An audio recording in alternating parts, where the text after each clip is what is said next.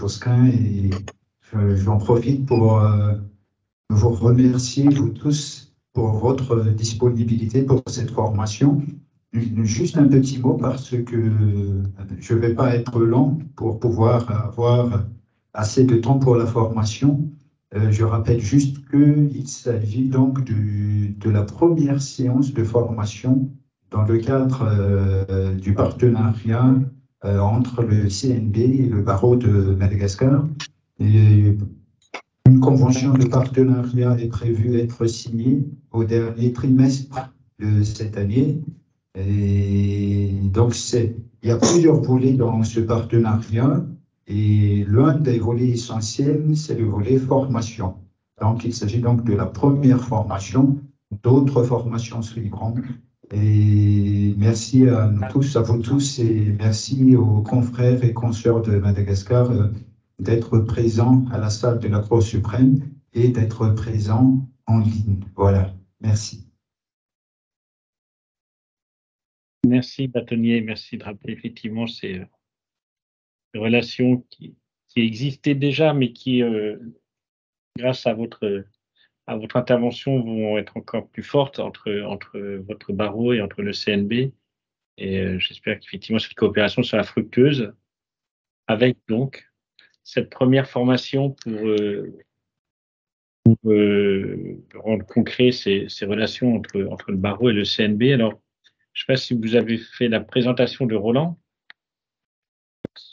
Oui, effectivement, oui. Je me suis présenté le temps que tu arrives. Je remercie. Alors, avec Roland, nous sommes tous les deux anciens bâtonniers, respectivement des barreaux de Grasse en ce qui me concerne, de Nanterre en ce qui me concerne, et néanmoins amis, et nous sommes tous les deux élus au sein du CNB et membres de la commission internationale. Et il a été proposé à Roland de participer à cette formation. Il a accepté avec enthousiasme, et je l'en remercie. L'idée de ce que l'on va faire à travers cette formation, c'est échanger. La présentation va être en 3 temps. Dans un premier temps, on va définir ce qu'est la consultation et on va vous donner l'approche française. Parce qu'on a regardé, j'avoue, dans les textes qui gouvernent votre profession, et on n'a pas trouvé, mais parce qu'on n'a pas accès à tout, bien entendu, on n'a pas trouvé de définition de la consultation, si elle existe ou pas. Donc, ce serait intéressant d'avoir un premier temps de partage sur la définition de ce qu'est une consultation. Et ensuite, dans un second temps, nous exposerons la méthodologie telle qu'on la conçoit, telle qu'on l'adopte ici en France. Et là aussi, ce sera l'occasion très certainement d'échanges, hein, et on terminera par un exemple qui vaut ce qu'il vaut, hein, c'est un exemple. Donc, ce sera là aussi l'occasion de débattre ensemble. Et ce que je vous demanderai, c'est surtout, n'hésitez pas à réagir, parce qu'on sait que pour une formation, ça peut être parfois long. Alors, quand c'est en webinaire, ça peut être encore plus long.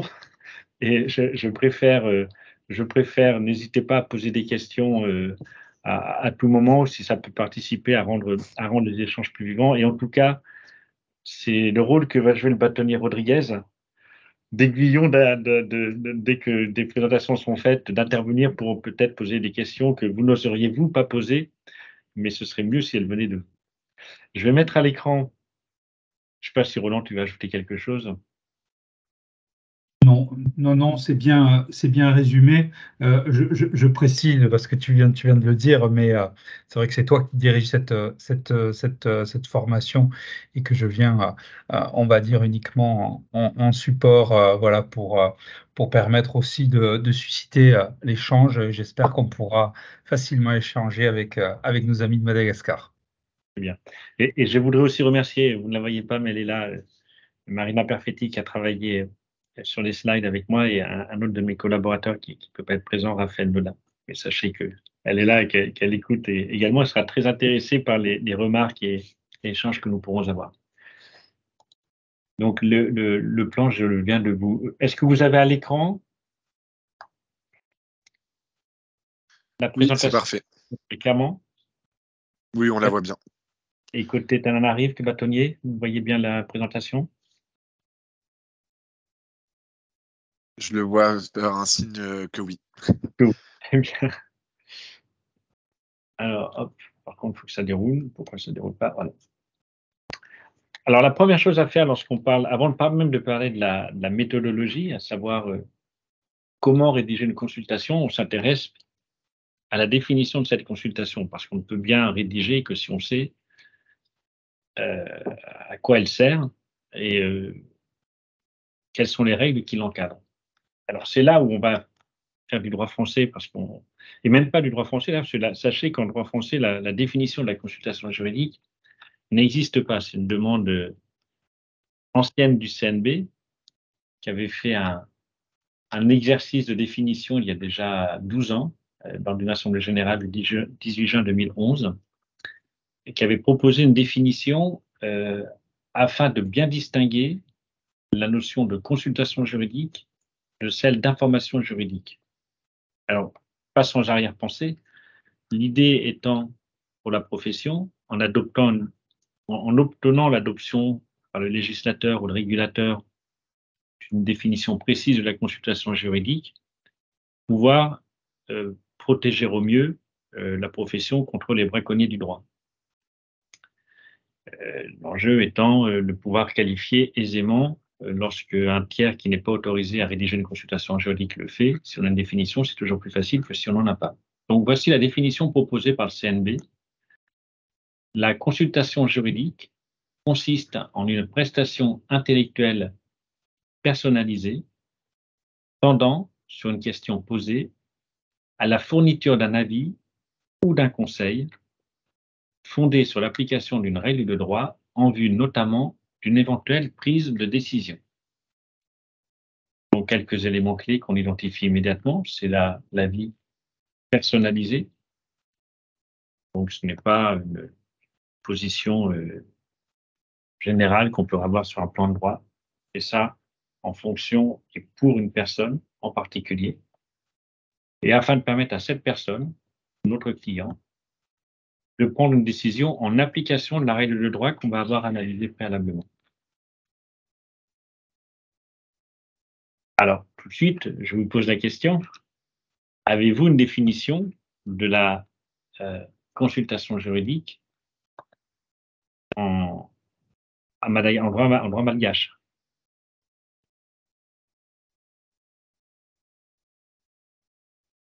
Alors, je ne vois plus. Je ne sais pas si... Je crois qu'il n'y a pas trop de réactions, en tout cas sur les confrères qui sont en présentiel. Cela étant, je souligne, pour faire suite à ton interrogation, que la définition que nous présentons, elle est celle du Conseil national des barreaux. Donc, voilà, s'il n'y a pas de définition dans le droit malgache, sachez que vous êtes exactement au même niveau que le droit français, dans lequel il n'y a pas de définition non plus. Voilà. Et sachez que ça peut poser la question de travailler sur une définition à Madagascar, de la même façon qu'on l'a fait, pour permettre aux confrères d'avoir une définition ad hoc, au moins au sein de la profession. Donc, en synthèse, si on prend la définition, on a quoi? On a une prestation d'un professionnel du droit qui va avoir pour objectif de renseigner un client sur une question juridique posée. On va avoir une analyse juridique qui va être référencée. Je l'ai dit, l'objet, c'est de donner un avis juridique sérieux, bien entendu, mais surtout motivé en droit. Et c'est là que le professionnel du droit va devoir fonder son avis sur des textes ainsi que sur la jurisprudence. Ne jamais perdre de vue qu'on répond à une problématique. Lorsque l'on est consulté, on doit répondre à la problématique et on doit finir notre consultation avec une conclusion. Vous allez me dire, ça paraît évident, mais parfois, on a tendance à aller un peu vite. Mais il faut quand même que notre client, lorsqu'il lit notre consultation, après qu'il ait compris la règle de droit, sache quoi faire. Et pour cela, il a besoin de notre avis, de notre opinion, qui pourrait être plus ou moins nuancée en fonction de la difficulté rencontrée dans l'analyse et l'application du droit à l'espèce. Donc, l'idée, défendre les intérêts du client, la consultation relève du conseil, donc on a une réponse et on doit offrir des solutions. Voilà, bien entendu, la consultation, lorsqu'on est avocat en contentieux ou on fait du transactionnel, etc., c'est le bon moyen de débuter une relation dans de bonnes conditions et d'assurer une relation durable avec son client, dès lors qu'il apparaîtrait qu'à l'issue de la consultation, par exemple, il est opportun d'entrer dans le cadre d'un contentieux judiciaire ou administratif. Une consultation, et justement dans ce cadre, et là peut-être Roland pourrait-il nous faire part de son expérience, une consultation, c'est au-delà de la vie juridique, au-delà de l'opinion qu'on peut avoir sur une règle de droit et son application au cas d'espèce, ça peut être l'occasion de bâtir une stratégie. Effectivement, je crois que quand on travaille dans le contentieux ou dans le pré-contentieux, dans le transactionnel, je crois qu'il faut s'imposer en réalité euh, cette méthodologie de la consultation, parce qu'on peut avoir tendance à effectivement échanger avec le client, assez rapidement tracer quelques lignes verbalement sur la stratégie, alors que il me semble important, dans la majorité des cas, de poser vraiment sur le papier l'ensemble des éléments, d'envisager les différentes solutions. Et c'est, je crois, dans la relation avec le client, quelque chose de très important, voilà, de réaliser en quelque sorte une vraie consultation juridique écrite, parce que d'abord, ça vous protège vis-à-vis du client. Ça veut dire que ça permet d'avoir une trace dans le dossier en termes on va dire, de, pour démontrer que vous avez rempli votre devoir de conseil pleinement. Ça vous protège aussi en termes de responsabilité, parce qu'on verra après que dans le cadre de la consultation, il ne faut pas hésiter aussi à émettre des réserves sur un certain nombre de solutions. Et je crois que c'est aussi finalement un travail qui permet soi-même d'explorer toutes les solutions et de ne pas nécessairement, comme ça, lors d'un rendez-vous, partir sur des solutions un peu trop rapides. D'où véritablement, en réalité, l'importance de la consultation juridique dans le contentieux. Je ne vais pas dire surtout dans le contentieux, mais encore plus dans le contentieux. C'est ça, c'est ce qu'il faut vraiment retenir. Merci Roland. Ce qu'il faut vraiment retenir, c'est que la consultation n'est pas l'apanage que des avocats conseils. C'est également de ceux qui donc s'engagent dans une voie, sont là pour défendre le client dans le cadre d'une procédure contentieuse. Les obligations autour de la pratique de la consultation juridique. Donc là aussi, l'idée, c'est de vous donner de l'information sur ce qui se fait en droit français. Je suis un avocat de droit français, pour voir. Là, je serais assez friand également de vos réactions, ou celle de Roland, le cas échéant, mais surtout la vôtre, pour voir par rapport à votre pratique et par rapport aux règles qui gouvernent votre profession. Est-ce que vous retrouvez des choses semblables, ou est-ce qu'il y a des points dissonants? Et ce serait intéressant d'en discuter si c'est le cas.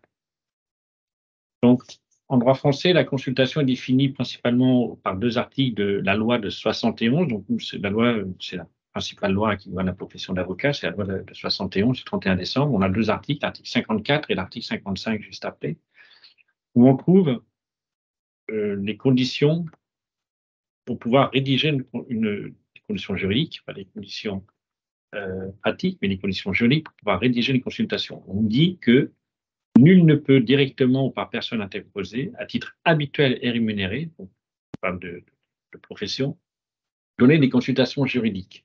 Et sont également assimilés les actes sous seing privé.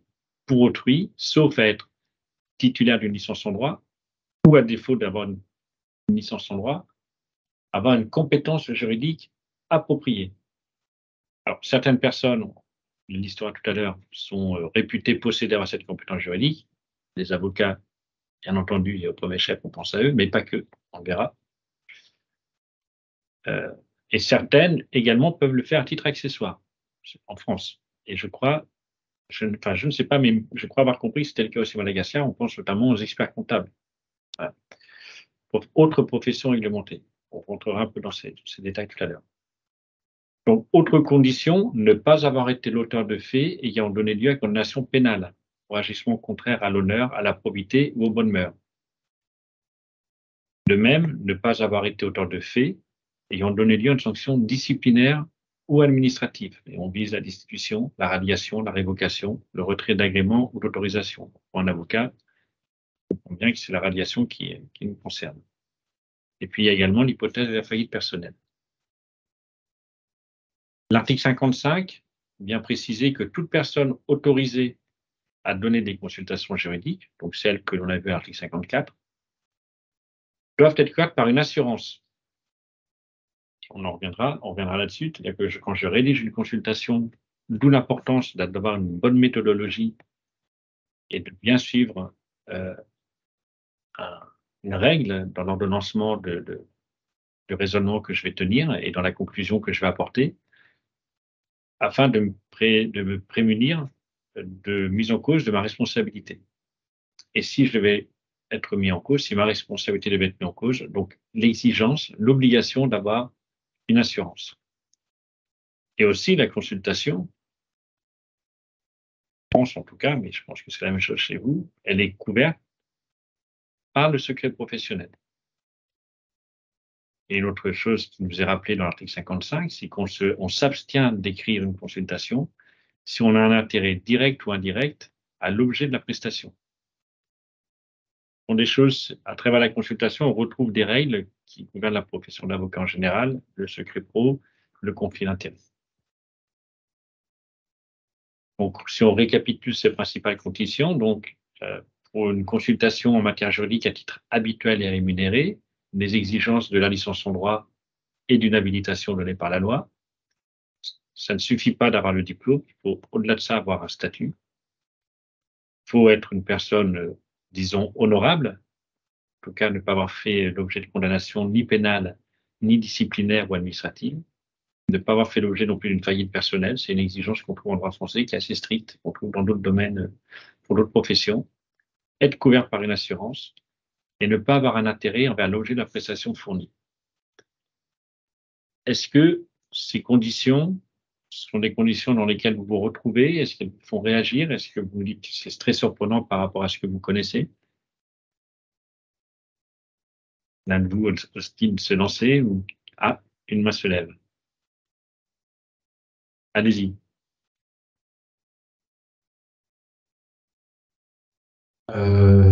Nous sommes ici à la salle 2, je ne suis pas à l'écran.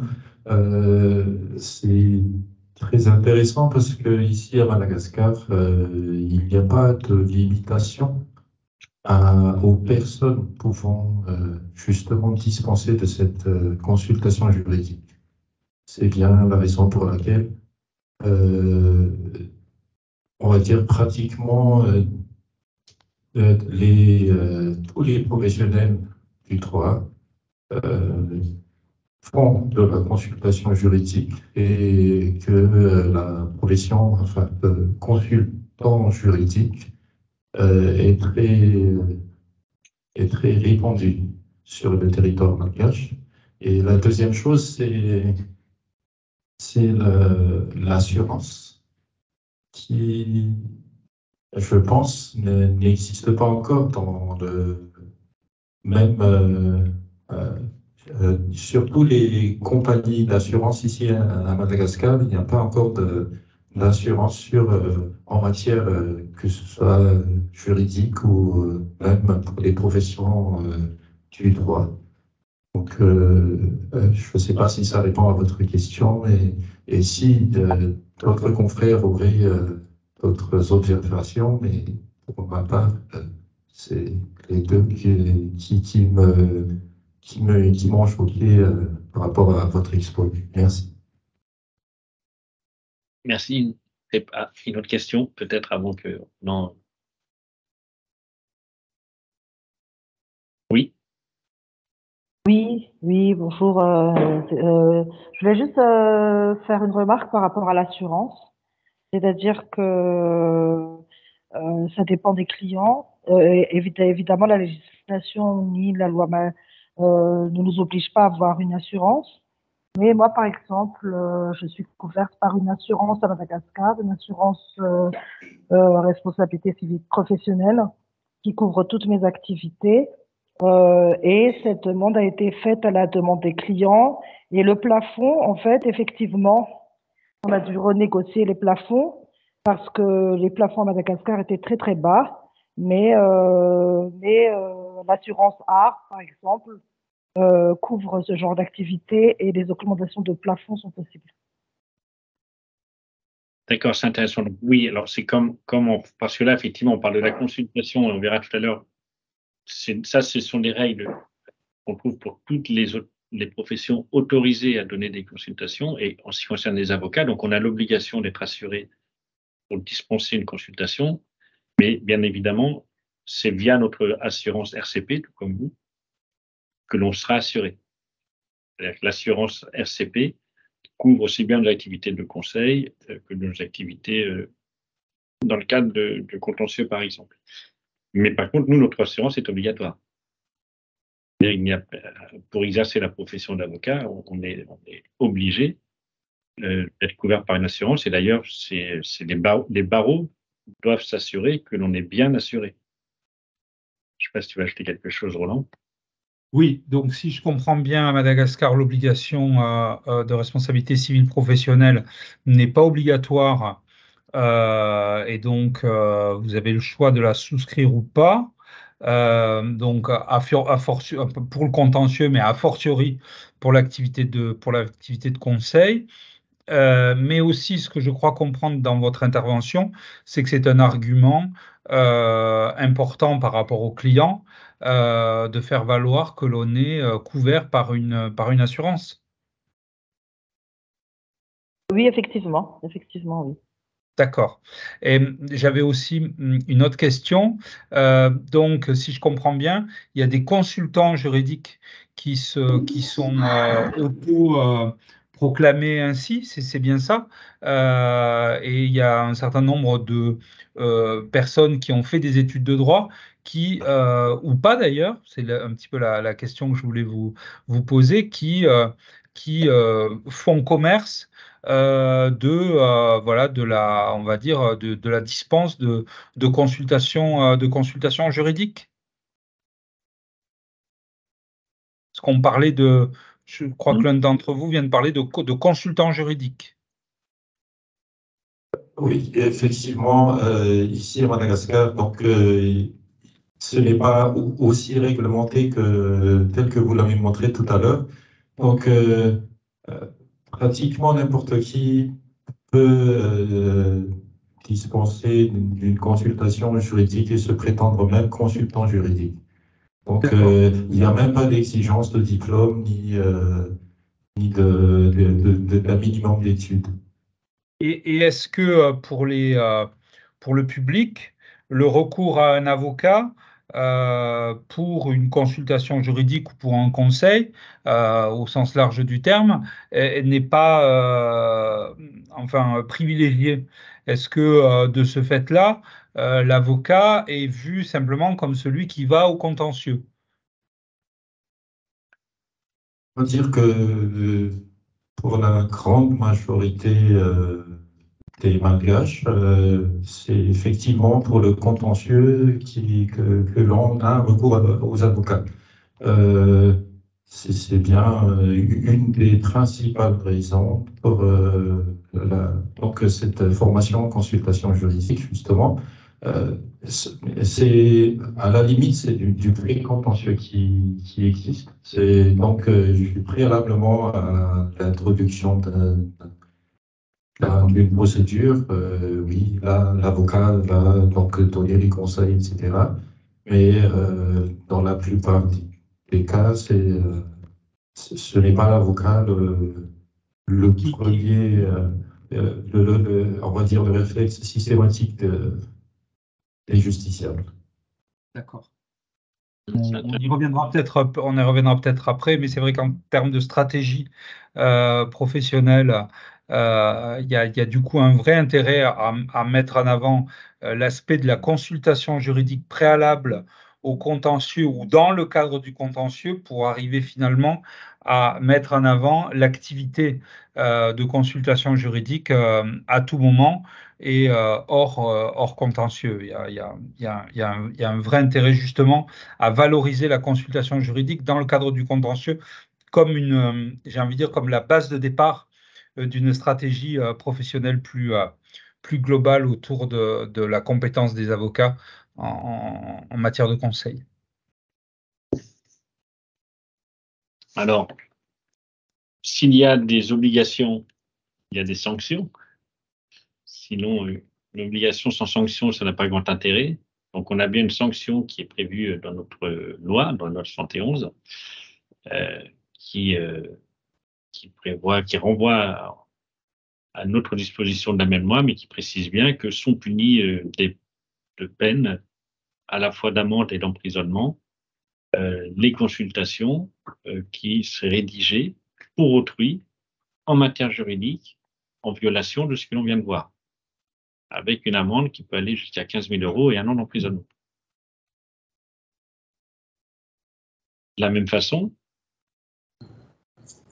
la loi nous rappelle bien que lorsque je rédige une consultation, celle-ci est soumise au respect du secret professionnel. Et elle s'impose à toute personne.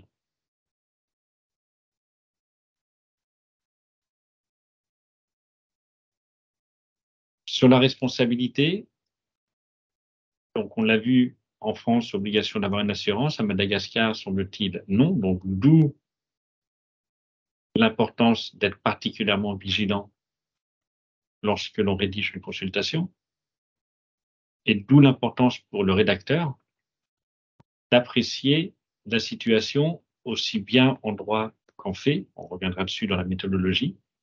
Vraiment, pour travailler sur les faits, faire le tri parmi les faits, retenir uniquement ceux qui sont pertinents et, en fonction des faits tels qu'identifiés, aller chercher la règle de droit applicable et donner une conclusion qui soit non seulement efficace, mais valable d'un point de vue juridique. Parce qu'à défaut, on engage sa responsabilité. Alors, on dit traditionnellement qu'un avocat n'a qu'une obligation de moyens. Toutefois, si je suis trop affirmatif dans ma consultation, je peux me retrouver sous une obligation de résultat et ma responsabilité peut être facilement engagée. Donc, ce sera une appréciation au cas par cas par le tiers qui sera saisi, mais d'où, encore une fois, dans la rédaction, on reviendra dessus tout à l'heure, dans la rédaction, toujours être très prudent. Et c'est là, c'est tout un art. Rédiger est un art. Pourquoi? Il faut arriver à bien comprendre d'abord les faits en les reposant sur le papier. Il faut arriver à faire la bonne analyse juridique, mais ça, notre formation, notre expérience, normalement, nous y aide. Mais après, il faut arriver à une conclusion tout en étant prudent dans la recommandation que l'on fera. Sauf à être certain, et souvent le client, et c'est souvent le bras de fer avec les clients, c'est des situations dans lesquelles on se retrouve souvent, on donne une réponse à un client, le client dit oui, mais votre réponse, elle est au conditionnel. C'est oui ou c'est non. Le fameux c'est oui ou c'est non, je peux ou je peux pas. Souvent, le rédacteur est face à ce choix, c'est oui ou non, c'est blanc ou noir. On peut pas. Et quand on rentre dans cette logique très manichéenne, attention, prudence.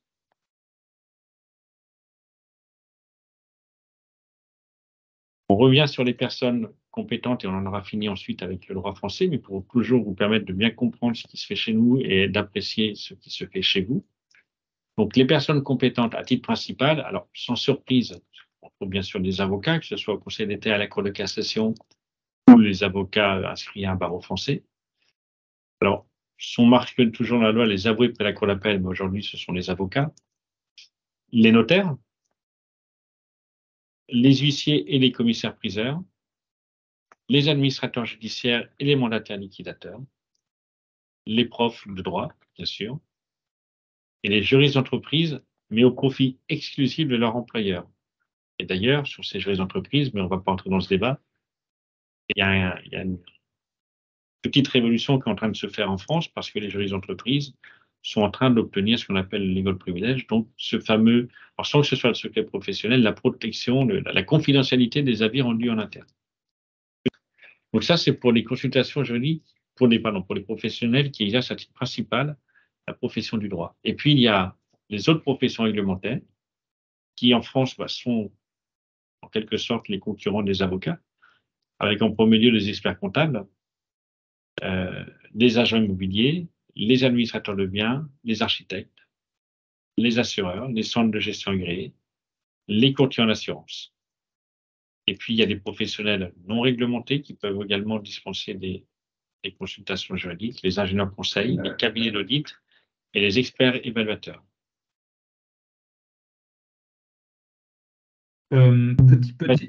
Petite précision.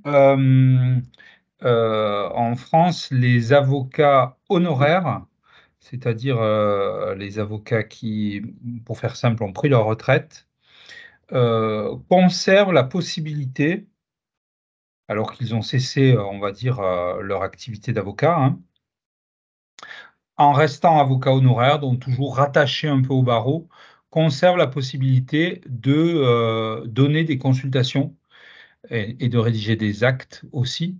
Donc, ils ne peuvent plus plaider, ils ne peuvent plus intervenir devant les tribunaux. Par contre, il reste encore cette possibilité-là pour les avocats honoraires de manière ponctuelle et sur autorisation du bâtonnier de donner ponctuellement des consultations juridiques. C'est vous dire à quel point la consultation juridique est quelque chose de consubstantiel à la profession d'avocat, puisque c'est à peu près la seule chose qui reste, bien qu'on soit parti à la retraite et bien qu'on soit avocat honoraire.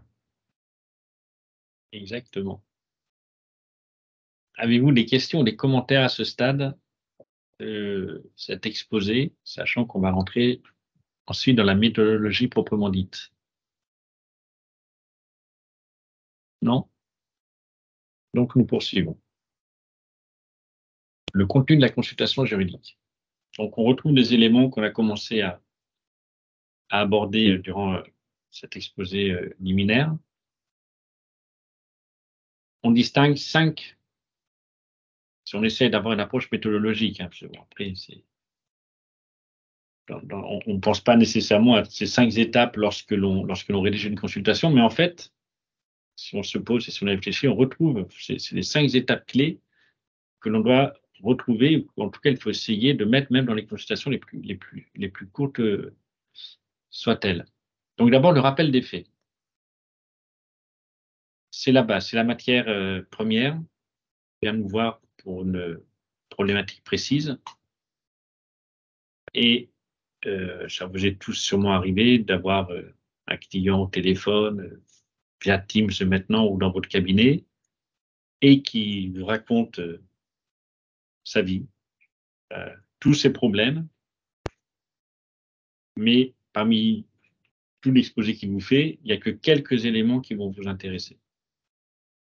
Donc, dans l'exposé que va nous faire le client, que ce soit un exposé oral ou un exposé écrit, un courrier ou autre, il va falloir reprendre les faits afin de les qualifier juridiquement. Donc, l'exercice que je recommande toujours, avec mes collaborateurs notamment, on les faits, on les écrit à nouveau. On réécrit les faits tels qu'on les comprend, de manière synthétique, plus ou moins synthétique, mais déjà, on repose bien les faits pour être sûr de notre bonne compréhension de la question posée par le client. Et pour être sûr que dans notre exercice de qualification, on ne va pas faire fausse route. Ça, c'est la première étape. La seconde étape, une fois que j'ai posé les faits,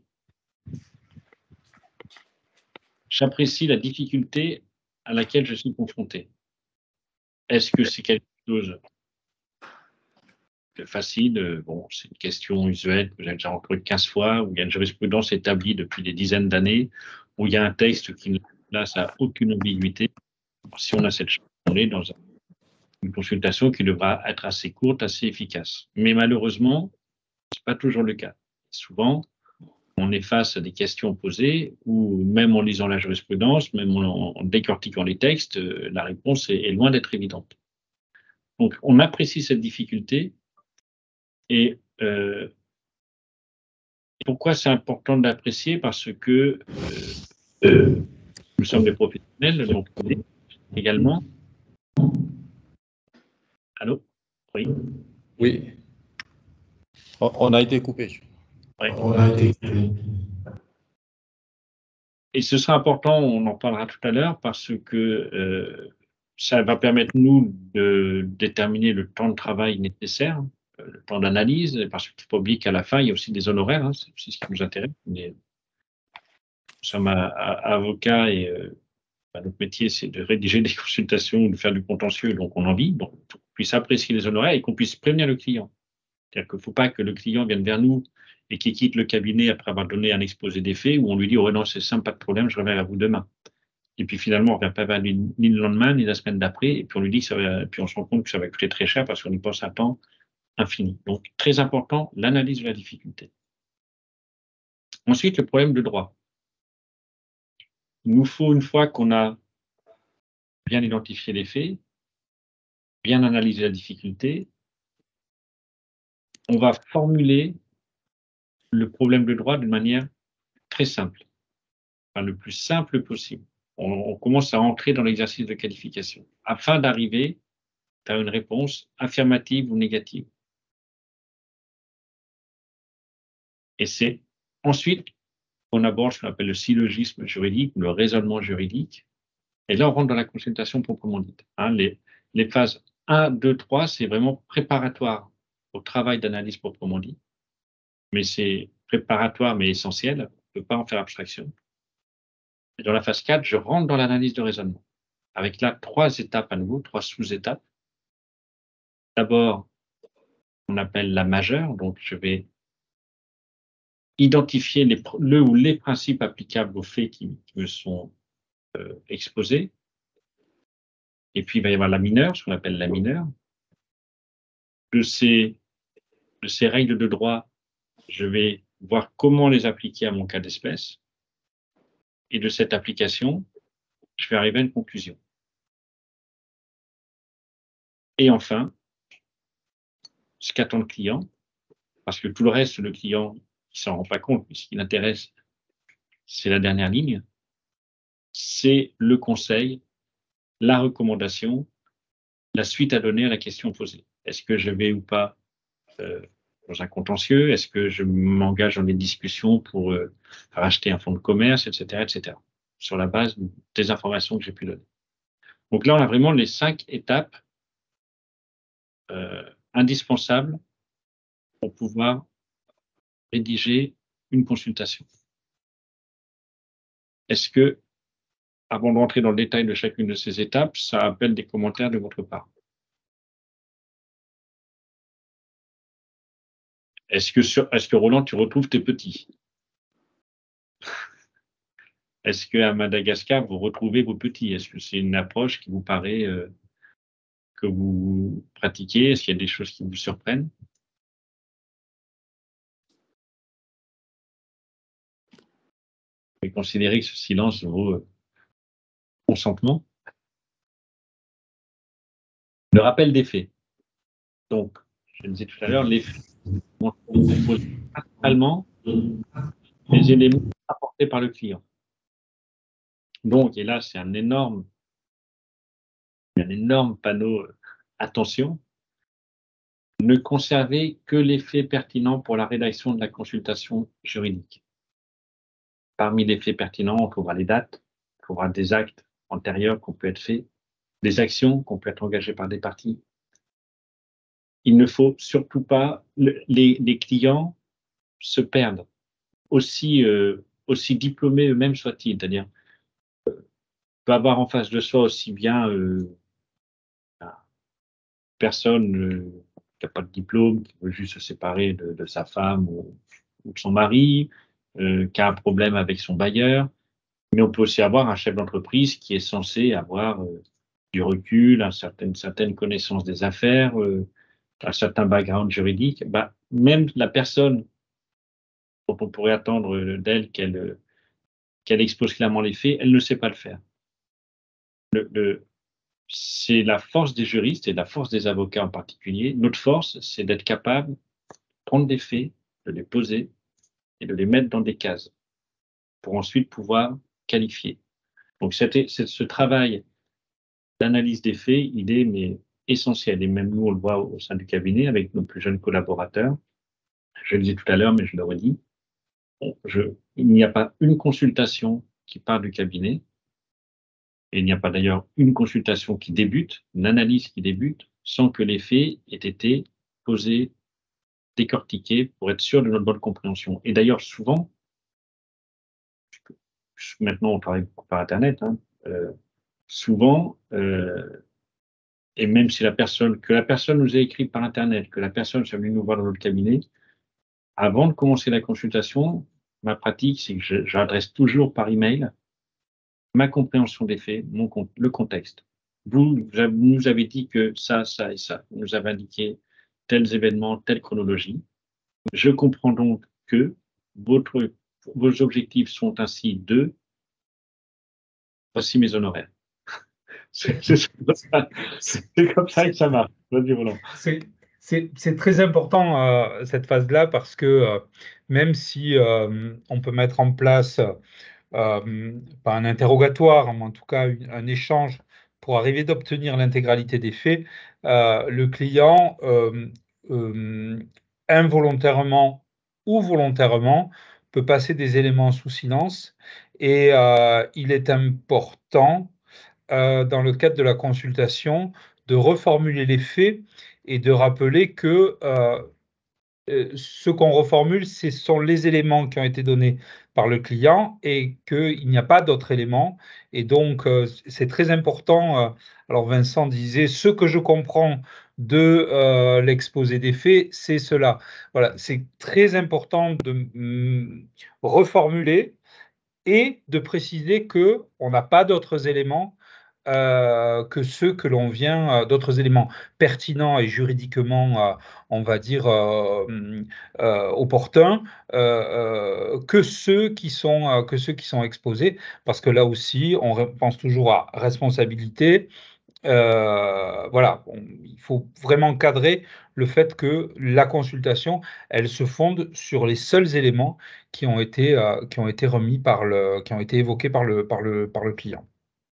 Et c'est pour cela, dans le cadre d'un échange au sein du cabinet, par téléphone, par Teams, il faut trouver le juste équilibre entre laisser parler le client, je laisse toujours parler le client, et à un moment, il faut l'arrêter, parce qu'il pourrait parler des heures et des heures, mais il faut l'arrêter au bon moment, où là on dit, OK, très bien. Donc j'ai compris que, OK, vous me dites, on est bien d'accord, j'ai compris que, on est bien d'accord, et le client réagira. Et ça m'arrive parfois de dire, ben non, vous n'avez pas compris. Ah ben, parfait, réexpliquez-moi. Ne jamais avoir honte, ne jamais se dire, mais il va croire que je comprends rien. Mais quand on est avocat, il ne faut pas avoir honte de ne pas comprendre ce que nous dit nécessairement le client, surtout qu'on n'est pas dans la vie des gens, on n'est pas nécessairement dans leur business, on n'est pas, enfin, bref, on est avocat. Donc, nous, notre métier, une fois encore, c'est pas de savoir faire ce que font les gens, c'est pas de connaître leur vie de A à Z, mais par contre, c'est de faire le tri parmi ce qu'ils nous disent et de bien le comprendre. D'où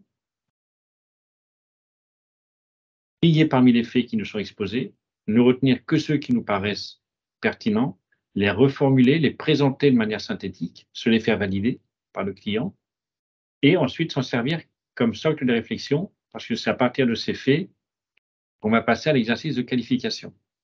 Là, on n'a plus besoin du client.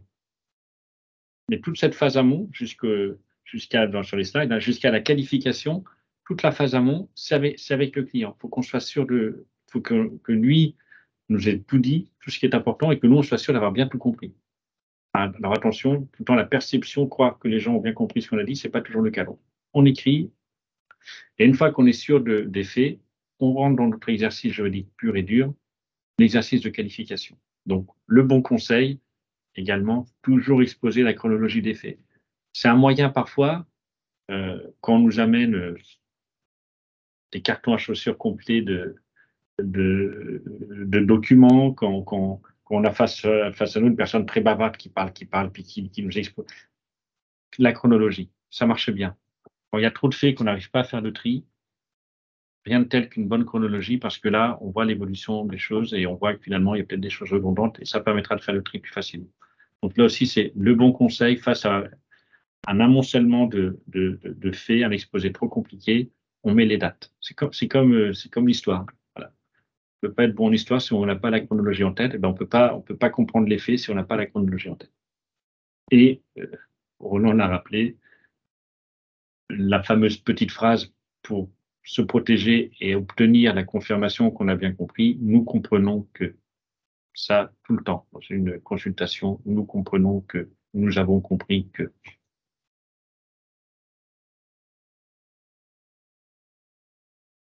L'analyse de la difficulté. Donc là, l'objectif, je l'ai dit tout à l'heure, c'est apprécier la difficulté de la question, sa récurrence ou bien son originalité.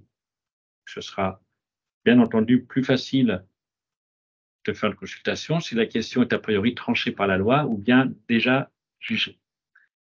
C'est ainsi que la consultation juridique peut prendre deux formes. Soit on est sur quelque chose de très courant, assez court. On fait une consultation qui porte sur des questions déjà jugées ou réglées par le droit, mais qui seront divergentes sur un élément factuel, un pur fait ou une clause, qui fait s'interroger. Donc ça peut être une consultation assez courte, ça peut même prendre la forme d'un email, ce qui se fait le plus souvent d'ailleurs maintenant, ce qui me concerne, quand j'ai des questions très simples, j'évite de répondre trop vite. Il ne faut jamais répondre trop vite. Ça aussi, c'est un petit conseil que je vous donne, c'est toujours 24 heures. Il ne faut jamais répondre de manière automatique. Et cher client, vous m'avez demandé si, je comprends que, en effet, au terme de la règle de machin, tac, voici la règle de droit applicable, donc dans votre cas, voici ce que vous pouvez faire. On a retrouvé mes 5 éléments, c'est 6 paragraphes. Ça, c'est l'email basique, ou la consultation, si on préfère le faire sous une forme un peu plus littéraire, avec un format un format en tête avocat. Bon. Ça, c'est au choix de chacun. Et puis, il y a la forme approfondie. Alors, la forme approfondie, là, on est sur quelque chose de beaucoup plus complexe, avec des faits compliqués à démêler, et puis qui peuvent poser plusieurs questions de droit. Là, il y a la nécessité de faire une analyse beaucoup plus fine. Voilà. Et ça, il faut aussi s'en ouvrir au client. Toujours. Dire attention, là, vous me posez une question, je vous ai dit, jamais répondre avant 24 heures. Ma pratique, d'ailleurs, Roland, tu pourras faire de la tienne, ma pratique, c'est quoi? Je reçois une question d'un client. En fait, je regarde tout de suite, je suis souvent collé sur mon ordinateur, je regarde tout de suite la question, mais je réponds très rarement du tac au tac, même pour pas dire jamais. Soit la question est simple, et dans les 24 heures, j'envoie un petit email, comme j'ai dit tout à l'heure. Soit la question est plus complexe, et j'envoie un mail également, mais pour rappeler les faits, tels que je les comprends. Et là, je commence à donner des délais de réponse. Je commence à indiquer le montant de mes honoraires. Et je le préviens, enfin, à travers ça, il va comprendre qu'on n'est pas dans une question simple. C'est-à-dire, il ne faut pas que le client, faut pas être trop brillant, ou en tout cas donner le sentiment d'être trop brillant chez le client. Après, il aura du mal à comprendre facturation importante. Il dit, mais en fait, moi, vous avez fait ça en 24 heures, vous m'avez répondu à ma question. Donc, c'est dans les livres, c'est fait. Non, c'est jamais simple. Toujours prendre le temps de la réflexion. Et quand je prends même 1 heure pour répondre, j'ai 20 années d'expérience avant. Donc, faut jamais répondre du tac au tac et surtout prendre le temps de la réflexion pour pas répondre des bêtises. Je ne sais pas si Roland, ça appelle un commentaire.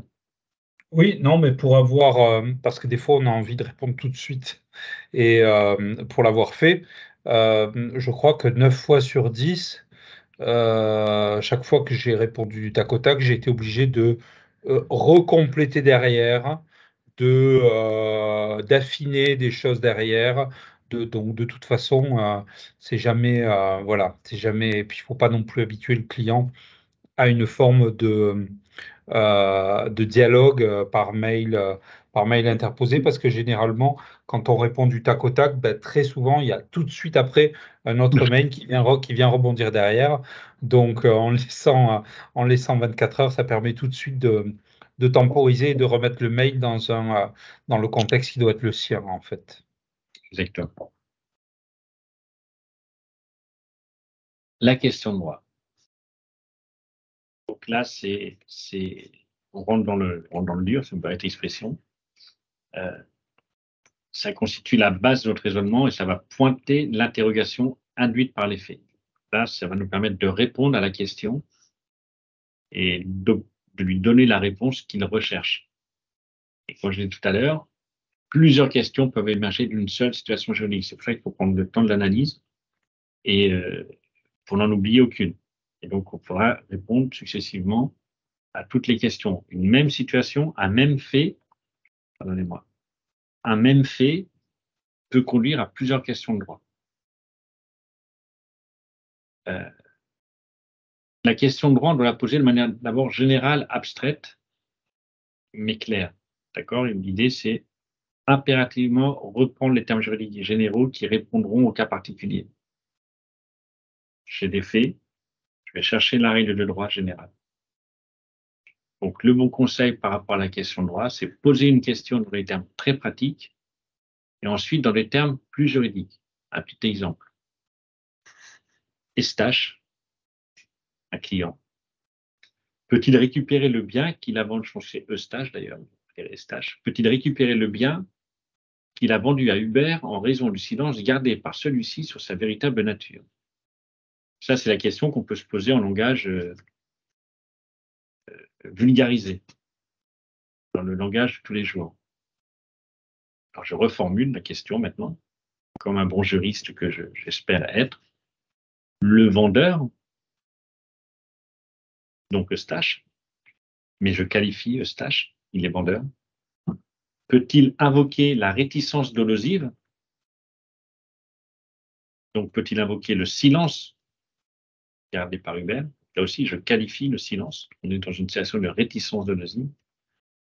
De l'acquéreur, donc je qualifie Hubert est l'acheteur. Pour obtenir quoi? Récupérer le bien, ça veut dire quoi? Ça veut dire annuler la vente. Donc, vous voyez, on avait Eustache, on pose la question de manière un peu vulgaire, au sens avec des mots de tous les jours. Eustache peut-il récupérer le bien qu'il a vendu à Hubert en raison du silence que celui-ci a gardé sur sa véritable nature? Eh bien, je dis exactement la même chose, je pose exactement la même question, mais avec des termes juridiques, qui, moi, me permettront ensuite de faire mon analyse et de mettre des textes de loi ou de la jurisprudence en face. Eustache, le vendeur, Hubert, l'acquéreur, le silence, la réticence dolosive, la récupération du bien, l'annulation de la vente. Avez-vous des questions? Le syllogisme juridique. Alors, le syllogisme, c'est le raisonnement. Je vous l'ai dit tout à l'heure, il y a le syllogisme dans la consultation, il y a trois c'est un peu j'aime mieux utiliser l'image de l'entonnoir.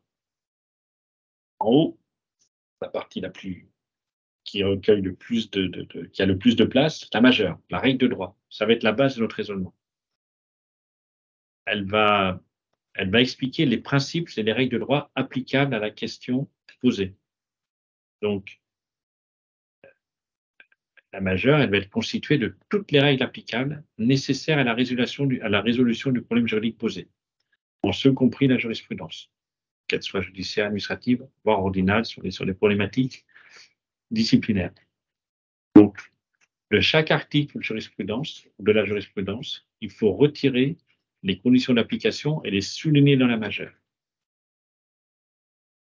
Alors, on peut avoir une approche toujours au sein même de cette majeure d'un mini-entonnoir, qui est d'abord, je vais regarder au niveau de la Constitution, qui est la norme la plus haute, les articles issus de traités internationaux, les articles de loi, les règlements, la jurisprudence, la doctrine.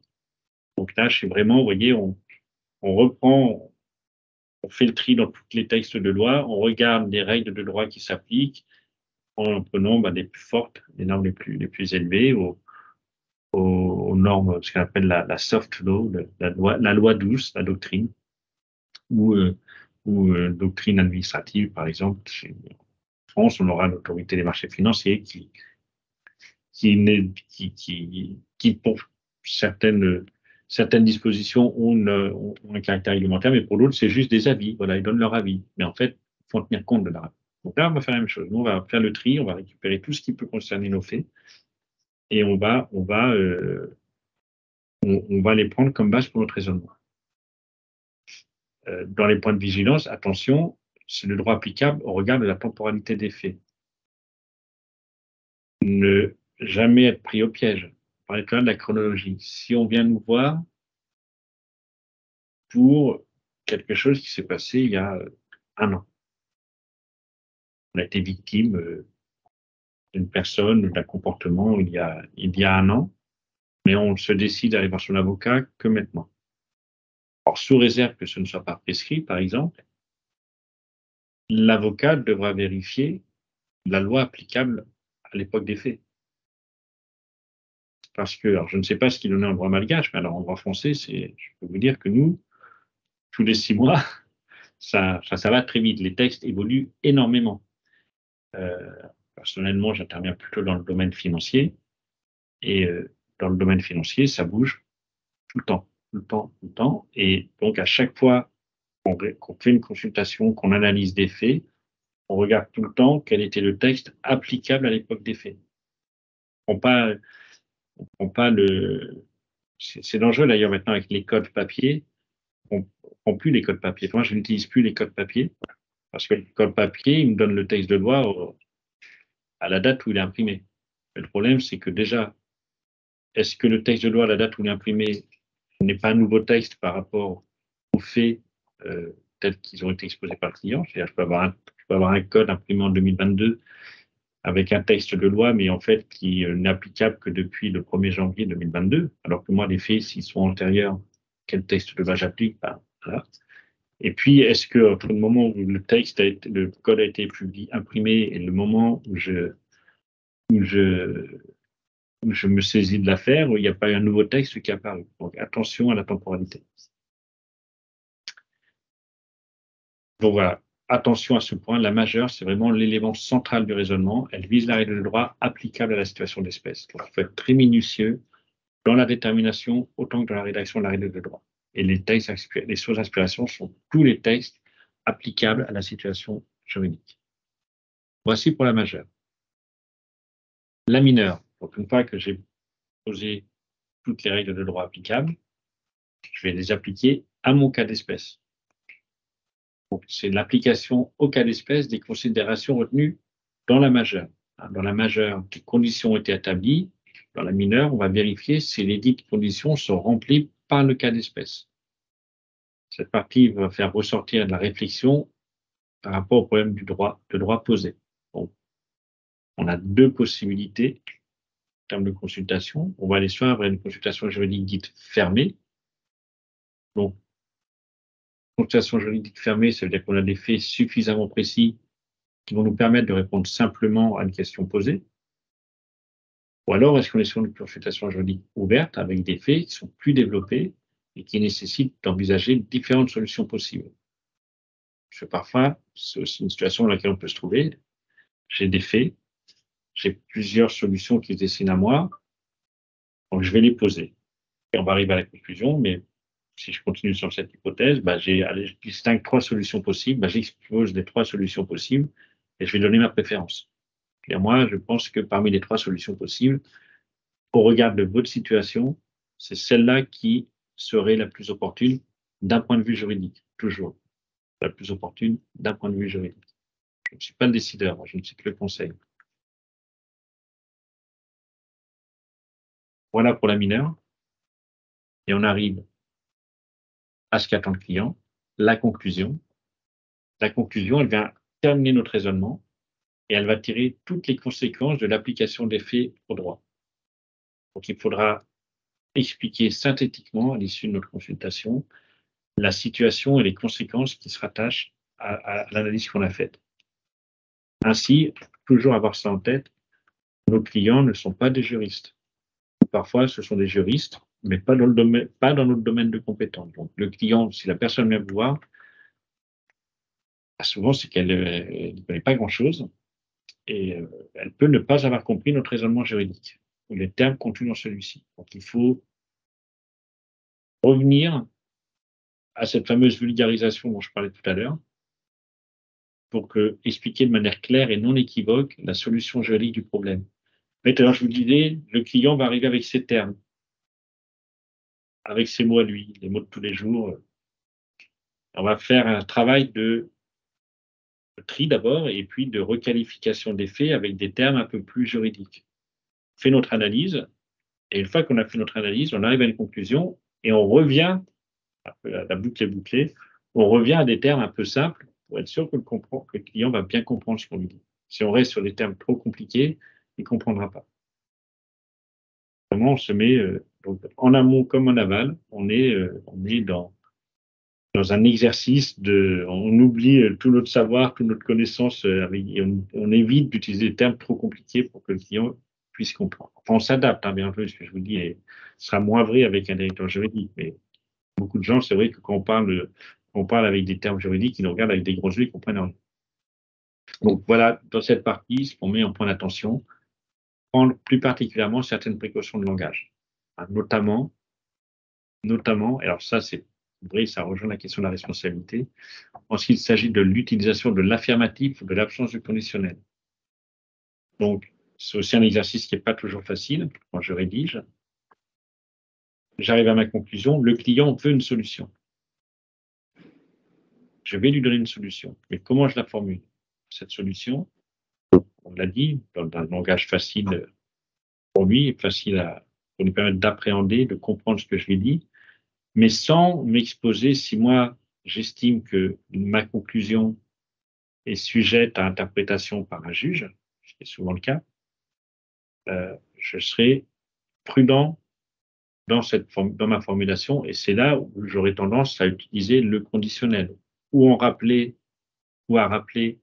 après avoir donné ma conclusion, que cela reste soumis toutefois à l'appréciation que pourrait avoir un tribunal dans l'hypothèse d'un contentieux. Mais on pense que ça peut marcher. On ne laisse pas le client complètement perdu. On lui dit, on pense que ça marche, on pense que vous pouvez faire ainsi, mais malheureusement, en l'état de la jurisprudence, je ne peux pas vous certifier que les juges vous diront, si jamais on voit contentieux, vous avez raison. Mais je pense qu'on aura tous les arguments qu'il faut, tous les arguments du monde, mais il y a un aléa.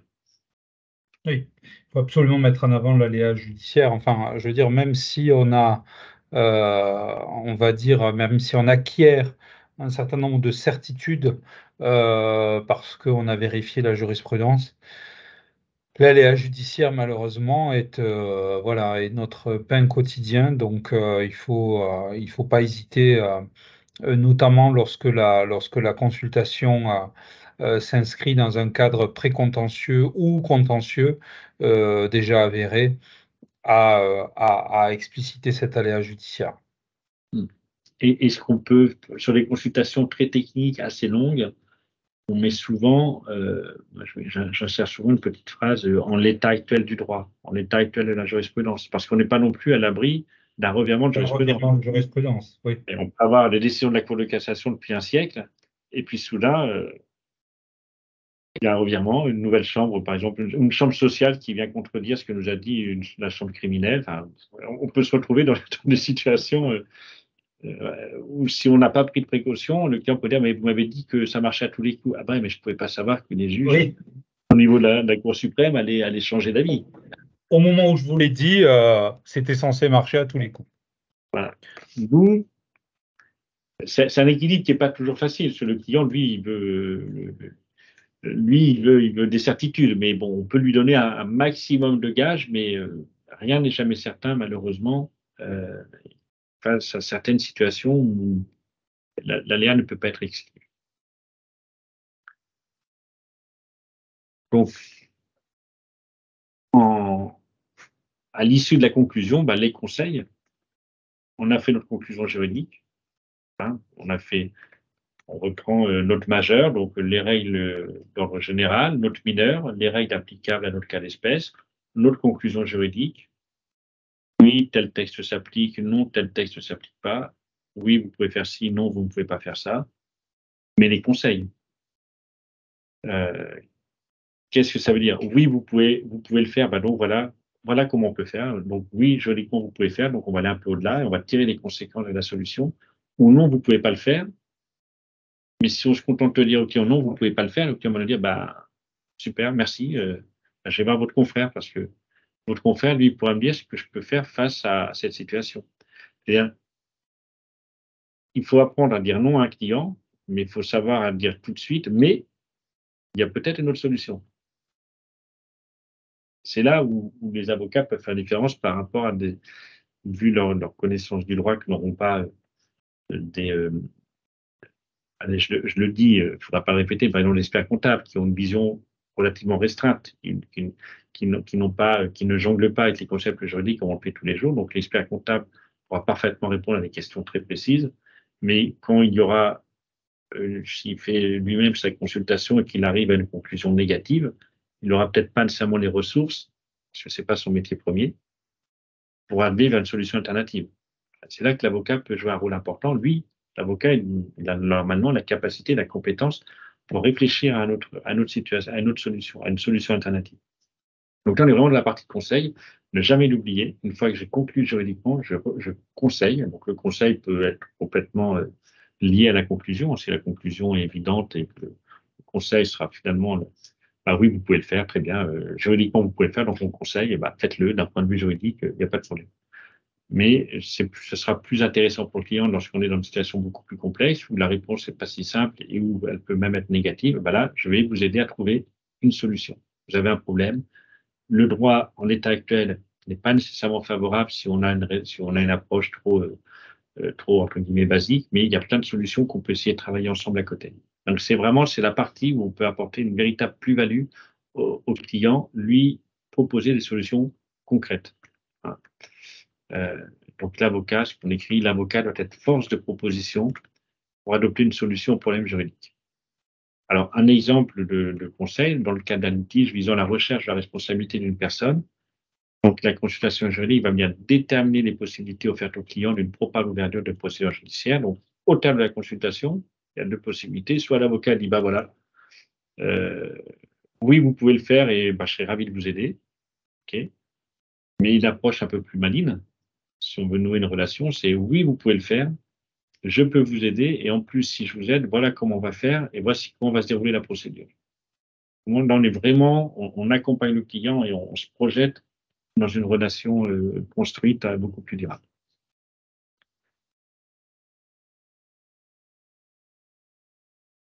Alors, et on verra les débats avant de passer sur un exemple. Ce qu'on vient de vous présenter, c'est une méthode. Donc, comme toute méthode, elle est applicable à un grand nombre de cas, mais après, chaque situation doit être étudiée. Et parfois, comme j'ai dit, sur des questions simples, on peut aller beaucoup plus vite et s'exonérer d'une ou deux des étapes indiquées. Donc, il faut toujours adapter la rédaction de sa consultation aux attentes des clients, être plus ou moins affirmatif, mettre plus ou moins de réserve. De la même façon, est-ce qu'on est avec des clients avec lesquels on travaille depuis des années, qui ont l'habitude de nous poser des questions spot, excusez-moi, j'en fais pas mal de termes anglais, mais voilà, j'ai une question et régulièrement, il me pose une petite question. Bon, voilà, je fais un petit mail, je ne me formalise pas. Ou est-ce que c'est un client nouveau que je ne connais pas? Comment il va réagir? Est-ce que je suis son seul avocat? Est-ce qu'il est en train de tester plein d'avocats? Enfin, voilà. Donc, la rédaction ne sera pas nécessairement la même en fonction du client, en fonction de la situation. Et on le voit surtout, et c'est la pratique qu'on a beaucoup avec les directeurs juridiques, les chefs d'entreprise, consultation, on peut en rédiger des pages et des pages. Ce n'est plus ce que veulent les clients aujourd'hui. Les clients, ils veulent des solutions, mais parfois, nous, on ne peut pas ne pas rédiger des pages et des pages parce qu'il y a un raisonnement à tenir, il y a des jurisprudences à citer, ne serait-ce que pour se protéger, mais au-delà de ça, pour que notre raisonnement, enfin, c'est en écrivant souvent que l'on arrive à bien poser son raisonnement. Donc, il faut vraiment qu'on pose le raisonnement, qu'on pose les règles. Donc, ça peut donner des consultations assez longues. Donc, le petit truc, dans ces cas-là, c'est qu'on met notre conclusion au début de la consultation. C'est ce qu'on appelle, en bon français, l'executive summary. Donc, c'est le résumé pour le chef. Je résume en bon français. C'est le résumé pour le chef. Parce que le chef ne va pas lire 20 pages de consultation. Par contre, je peux dire, cher monsieur, vous trouverez ici après notre analyse et nos conclusions dans le projet blablabla. Et une fois qu'on a dit ça, un petit carré, l'exécutif summary, et après, je fais tout mon raisonnement, je repose les faits, je repose le contexte, je reformule les questions, je mets toute ma jurisprudence, tous mes textes de loi, et j'arrive à la conclusion. Mais, en fait, dès la première page, le client saura ce qu'il y a à la dernière page et aura tout de suite la conclusion et le conseil. Ça, on le fait de plus en plus souvent, surtout quand les consultations commencent à faire plus de 6 ou 7 pages. Ce qui peut arriver. Hein. Roland, un commentaire? Oui, mais c'est vrai que là, tu évoquais, comment tu dis, l'executive summary, mais c'est vrai qu'on a aussi parfois des clients à qui il faut expliciter peut-être plus avant les conséquences et vulgariser encore plus. Voilà, en fonction, quand on dit adapter la consultation, c'est pas nécessairement la rendre synthétique, mais c'est aussi peut-être explorer de manière très concrète l'ensemble des conséquences en les vulgarisant. Voilà. Et c'est vrai qu'il y a des clients qui ont besoin qu'on soit très très explicite sur l'ensemble de toutes les conséquences. Alors, avant qu'on aborde un exemple, est-ce que vous avez des questions, des réactions? Est-ce que tout ce que l'on a dit vous parle? Est-ce que c'est une méthode que vous utilisez, que vous n'utilisez pas, qui appelle des interrogations de votre part?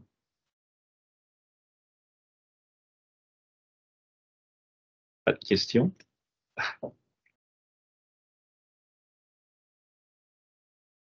Bien. Alors, si, le bâtonnier. Non, pas une question, juste une remarque. Vous savez peut-être que d'abord, ici à Madagascar, il y a les avocats, et en dehors des avocats, il y a éventuellement les cabinets juridiques. Donc on n'est pas encore comme en France, je crois en 71, on a fait la fusion entre les consultants juridiques et les avocats. Ça, c'est une chose. Après, pour nous, je ne dirais pas de la vieille école, mais du temps où l'école des avocats à Madagascar n'existait pas encore, on se formait sur le tas. Donc, on se formait durant les 3 années de stage en cabinet. Et à mon avis, et d'après des informations de ce temps-là et même actuellement, il y avait très peu de cabinets qui faisaient la prestation de services de consultation juridique en tant qu'avocat. Donc, si on tombait dans un cabinet qui ne faisait pas de consultation juridique, on ne recevait pas de formation en consultation juridique. Et à partir du moment où l'école des avocats à Madagascar a été créée, il n'y a pas de matière consultation juridique à l'Institut de formation professionnelle des avocats à Madagascar. Donc, pour la plupart d'entre nous, je ne dirais pas pour tout le monde ici, mais pour la plupart, c'est quelque chose de nouveau, on apprend. Moi, personnellement, j'apprends énormément. C'est pour ça que je dis, je n'ai pas tout de suite une question, parce que là, je récolte les informations, j'ingurgite et je réfléchirai cette nuit. Voilà. Merci. Oui, ça vous aide à passer une bonne nuit, bâtonnier. Très bien. Oui, bonjour. Moi, c'est un partage. Et puis, à travers ce partage, peut-être la question, c'est quel serait l'avantage ou l'inconvénient de la pratique que j'ai? C'est que dans la rédaction de la consultation juridique, au lieu de mettre l'executive summary, je me défends tout de suite en mettant en exergue quelles sont les lois à ma disposition, quels ont été les documents ou autres éléments que le client a mis à ma disposition et quelles sont les questions qui me sont posées. Et c'est un peu ce que je dirais le cadre, la définition de ma mission, et avec les réserves comme quoi si jamais je me suis trompé, c'est pas tout à fait ma faute puisque voilà les éléments qu'on a mis à ma disposition et donc je ne peux pas aller au-delà. Avantage, je me sens protégé. Inconvénient, effectivement, peut-être, je ne sais pas, je risque d'être tout de suite, dès les premières lignes, en disant bah, il est à côté de la plaque, celui-là. Non, alors, merci pour ce partage. Non, justement, ce que vous dites est parfaitement dans l'exposé qu'on vient de faire. En tant que l'imprimerie et uniquement lorsqu'on est sur des consultations très longues, très compliquées. Pour le lecteur, pour le client. Il faudrait couper le micro des personnes qui sont en présentiel, parce que ça fait du larcène. Ouais, merci. Il faut, l'exécutif numérique, c'est uniquement une pratique lorsqu'on a des consultations longues, compliquées, et pour faciliter la lecture du chef, en fait, du patron, du directeur juridique, qui ne va pas tout vouloir lire.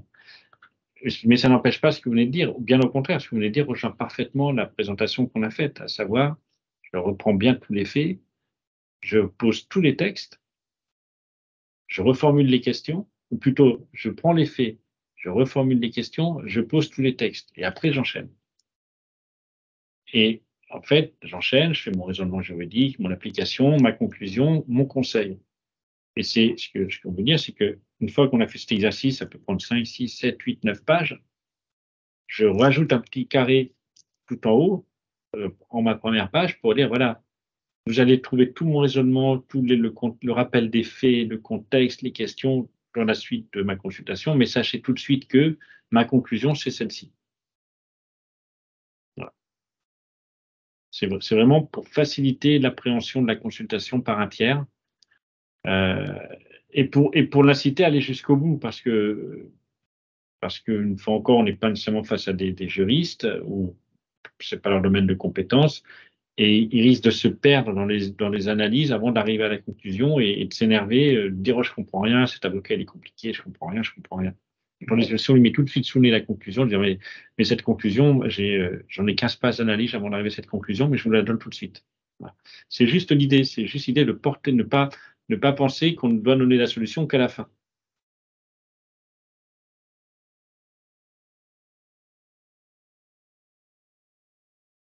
Allô?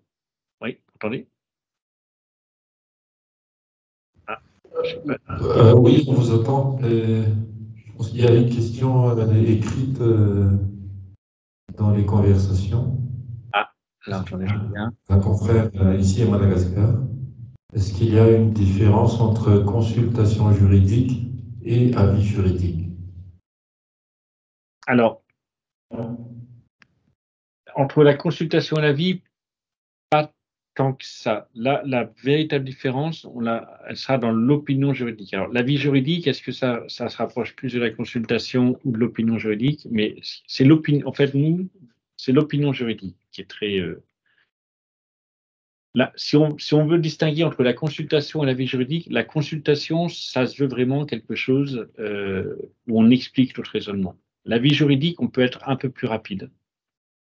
Se dispenser d'expliquer. En fait, le client veut juste une solution, veut notre avis, quoi.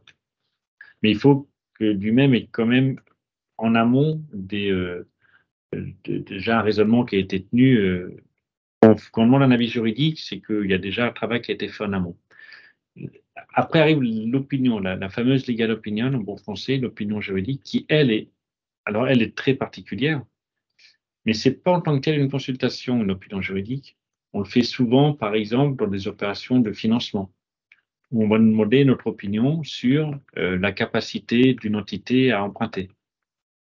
Et donc, pour cela, on va, alors ça reste une consultation, mais hyper sophistiquée, dans laquelle on va, alors là, décrire les faits d'une manière excessivement précise, où on va énumérer tous les documents qu'on a revus, tous les textes de loi, mettre énormément de réserves, parce qu'à la fin, cette opinion, elle peut être utilisée par un tiers.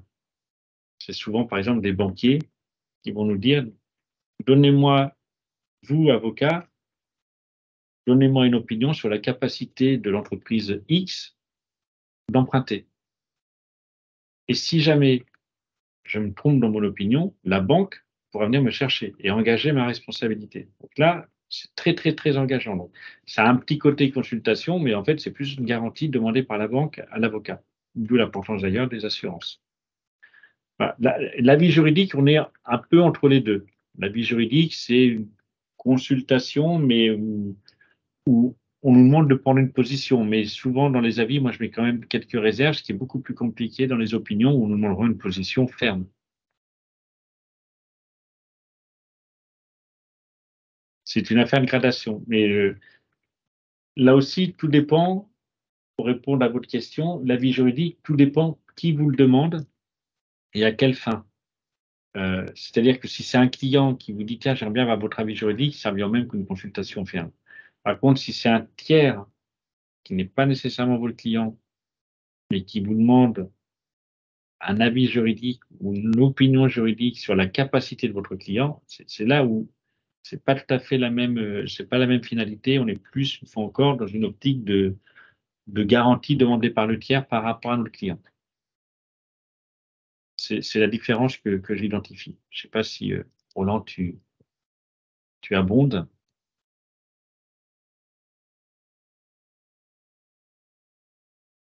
Ah, Roland est figé.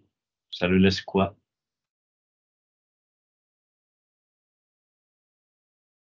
Je suis figé? Non, non, je disais j'abonde.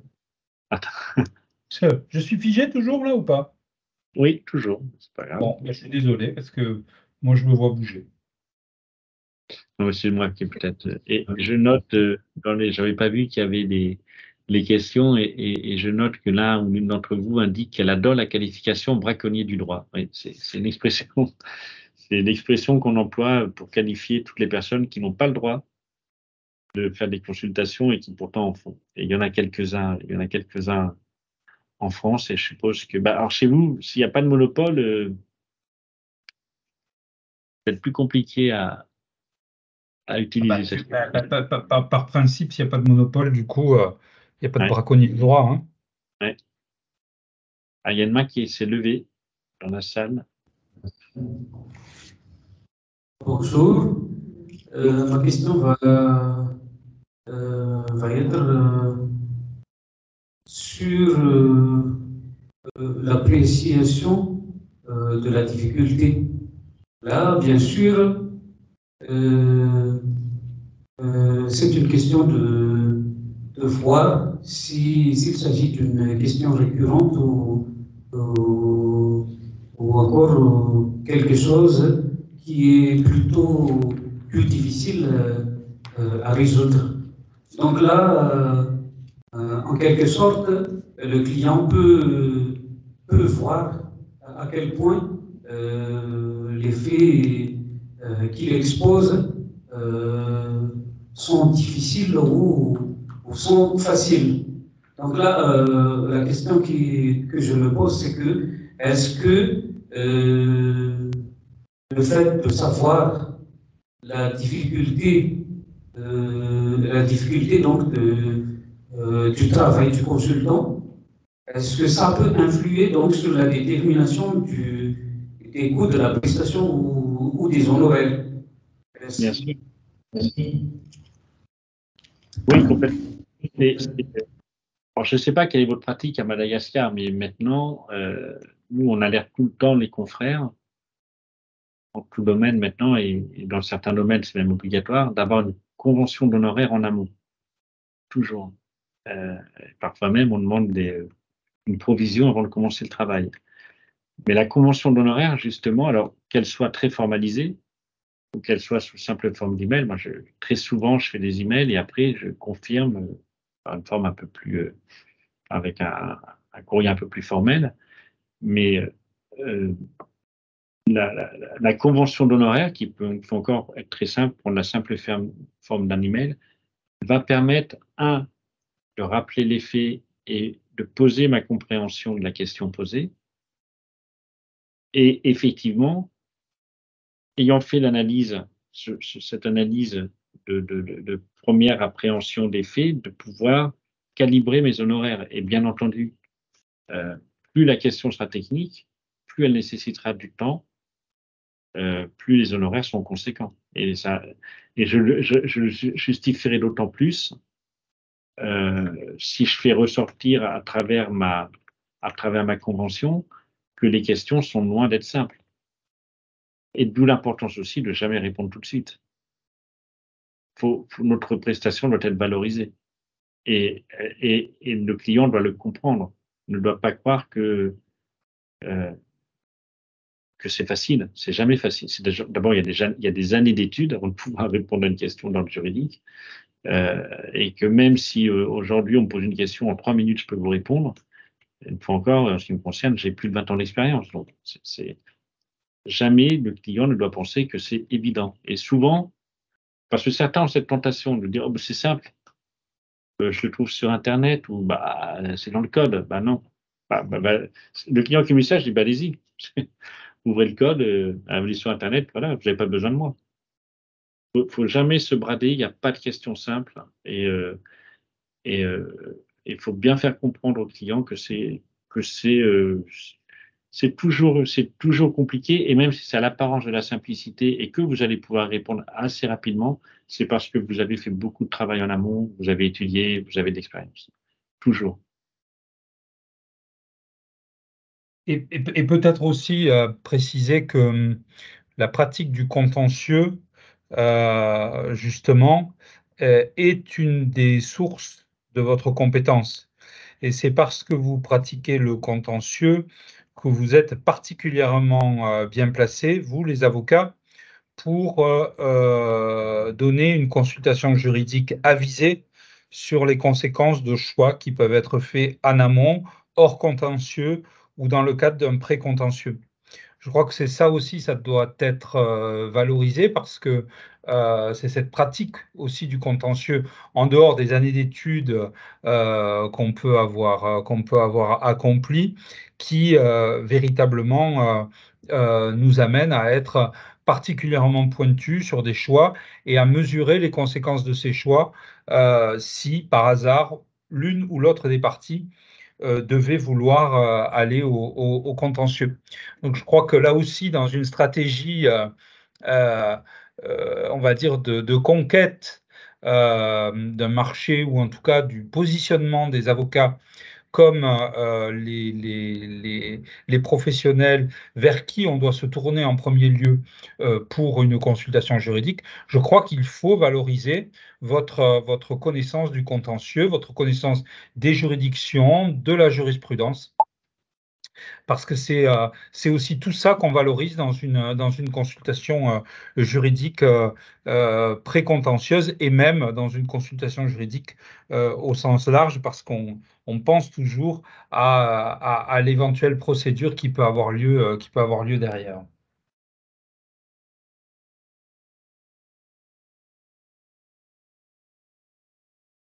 Je vois que le bâtonnier Morel est en conversation téléphonique. Non, ça y est, il a terminé. J'ai raccroché, excusez-moi, j'ai été interrompu. Oui, donc, et tu as raison, et ce qui est vrai aussi, alors ça, c'est pas dans les livres, c'est la connaissance des juridictions et des juges parfois. Mais ça n'est pas dans les livres. Effectivement.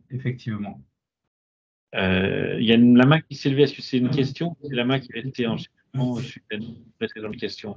Non, il y a une question. Allez. Oui, bonjour Monsieur le bâtonnier. Moi, je pratique beaucoup de consultations.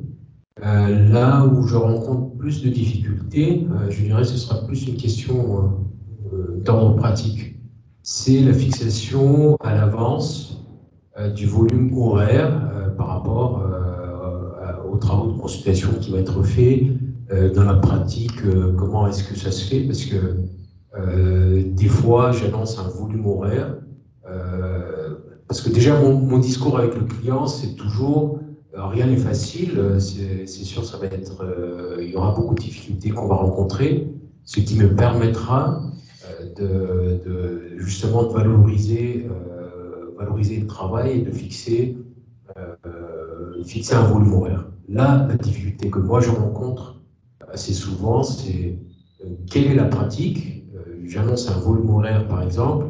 Le client en face, il va dire non, c'est trop, maître. Il y a des clients pour lesquels j'avance un volume horaire. Il n'y a pas tellement de soucis. Des fois, je peux peut-être sentir de la part du client, c'est tout. Et pour avoir, je dirais, une certaine constance dans la fixation de ce volume horaire, qu'est-ce qui se fait dans la pratique en France? Parce que là, je vais vraiment à la tête du client des fois, c'est vraiment en freestyle et ce serait bien d'avoir, je dirais, une référence pour pouvoir fixer un volume horaire minimum dans tout ce qui est travaux de consultance. Je conçois bien que tous les travaux de consultance n'auront pas le même niveau de difficulté et le même temps nécessaire pour traiter une consultation, mais qu'est-ce qui se fait dans la pratique en France? Merci.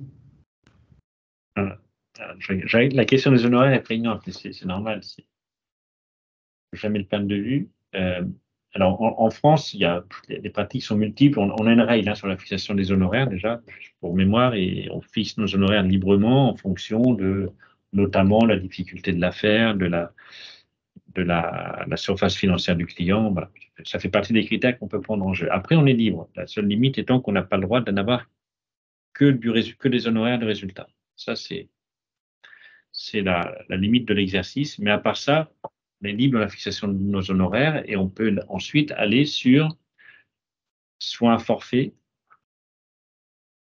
soit effectivement un taux horaire qu'on annonce. Mais c'est très compliqué avec certains clients.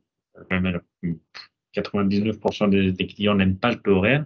Donc, je ne veux pas dire la pratique en général, mais ma pratique, c'est soit un forfait, soit j'annonce mon taux horaire et en disant que sur la base de mon expérience, je pense qu'il y en a pour 15 heures, par exemple, et que si jamais je devais aller au-delà de ces 15 heures, je l'en informe.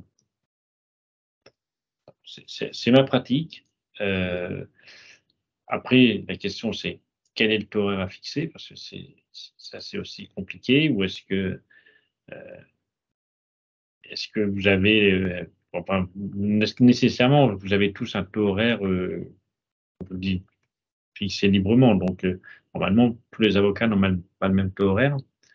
Donc voilà. Donc, la pratique, c'est souvent parce que le client nous demande le forfait. Alors, je parle des consultations, je ne parle pas nécessairement du contentieux, ça peut être d'autres règles, et Roland exposera sa façon de faire. Mais moi, c'est soit un forfait, sachant qu'il y a un minimum au-dessous duquel je ne vais pas. C'est-à-dire que ouvrir un dossier, voilà, je sais que j'ai un coût minimum. Et je dis au client, en dessous de ce montant, moi, je ne travaille pas. C'est simple. C'est ça, ou aller voir ailleurs, je ne peux pas.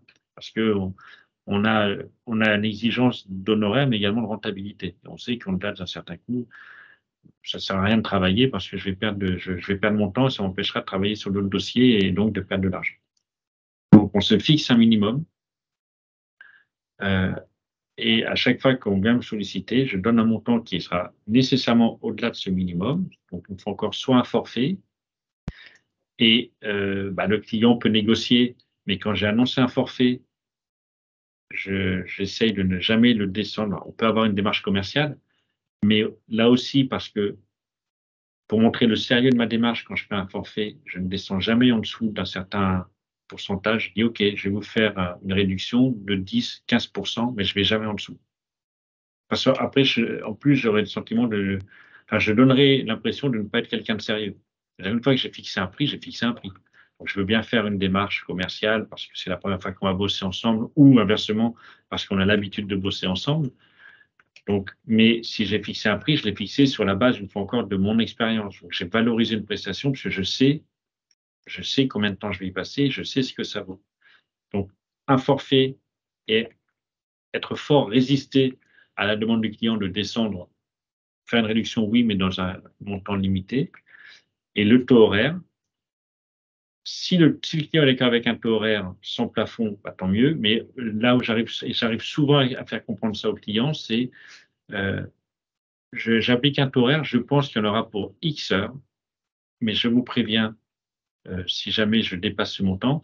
Et de plus en plus souvent, je constate qu'après de mes clients, ce message passe parce que je fais comprendre aux clients qu'il faut que chacun y trouve son compte. Je comprends le client qui veut savoir à quelle sauce il va être mangé, mais le client doit comprendre que moi aussi, j'ai des impératifs, j'ai des collaborateurs, j'ai des frais de fonctionnement, donc il faut bien que moi aussi, et puis j'ai ma famille à nourrir, donc il faut que moi aussi, j'y trouve mon compte. Je ne travaille pas gratuitement, je ne travaille pas à perte.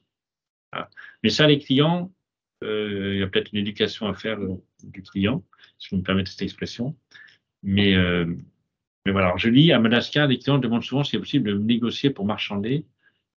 Est-ce qu'en France, oui, oui, non, très souvent les clients ils demandent souvent des rabais, mais je viens de l'expliquer, il faut être assez ferme. Il faut être assez ferme parce que on perd sa crédibilité si on revient trop sur un montant qu'on a annoncé. Il paraît important d'être ferme là-dessus. Roland. Oui, pour compléter, cette question, elle est pertinente, j'ai envie de dire, de manière générale, elle l'est encore plus dans le cadre d'une consultation. Moi, j'ai longtemps travaillé au forfait parce que je fais du contentieux et je me suis très vite aperçu en réalité que il valait mieux travailler au taux horaire en faisant en sorte de caper un peu le taux, le montant des honoraires, éventuellement un minimum, un maximum, etc. C'est encore plus prégnant pour les consultations parce qu'effectivement, même si on peut au bout d'un moment arriver à se dire, tiens, je vois le niveau de difficulté, je vois le temps qu'il me faudra pour réunir les éléments, parfois il y a des recherches plus importantes que d'autres à faire qui nécessitent de mobiliser du temps.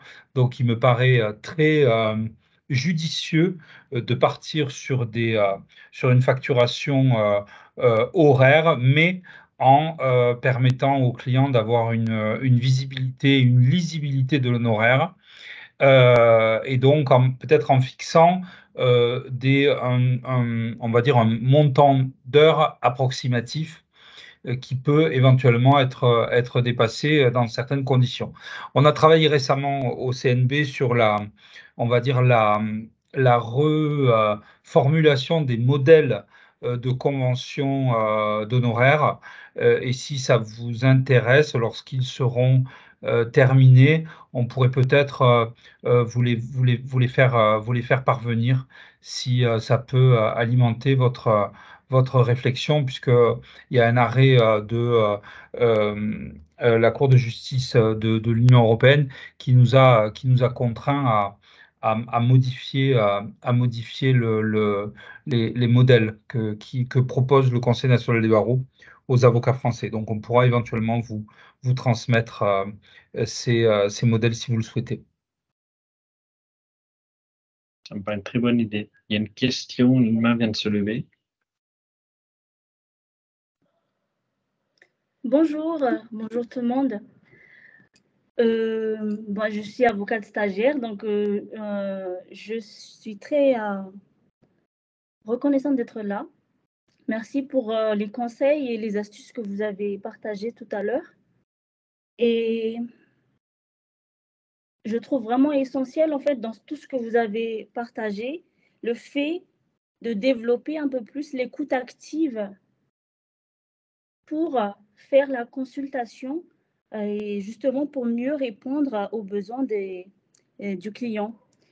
Et le petit terme « nous comprenons », la formule est vraiment top parce que je trouve que ça donne un sentiment pour le client d'être compris et écouté. Et je pense qu'on devrait, même si ça ne se pratique pas ici, cette façon de faire la consultation, c'est de l'appliquer et d'essayer de prendre qu'est-ce qu'on peut appliquer et d'améliorer ce qu'on a. Donc, merci beaucoup. Voilà ce que je voulais dire. Merci effectivement de souligner ce point qui est très important. C'est et effectivement, je trouvais que c'était important que le client en plus a le sentiment d'être compris. Et pour rejoindre la question des honoraires, ça facilitera les honoraires. C'est-à-dire que si le client, lorsque vous venez le voir, vous avez exposé des faits et que vous revenez vers lui en lui faisant une proposition d'assistance où vous reformulez parfaitement la problématique, il se dira, il m'a compris, il est cher, mais il m'a compris. Et là, vous serez plus fort pour ne pas avoir à négocier des honoraires ou pour les négocier à la marge.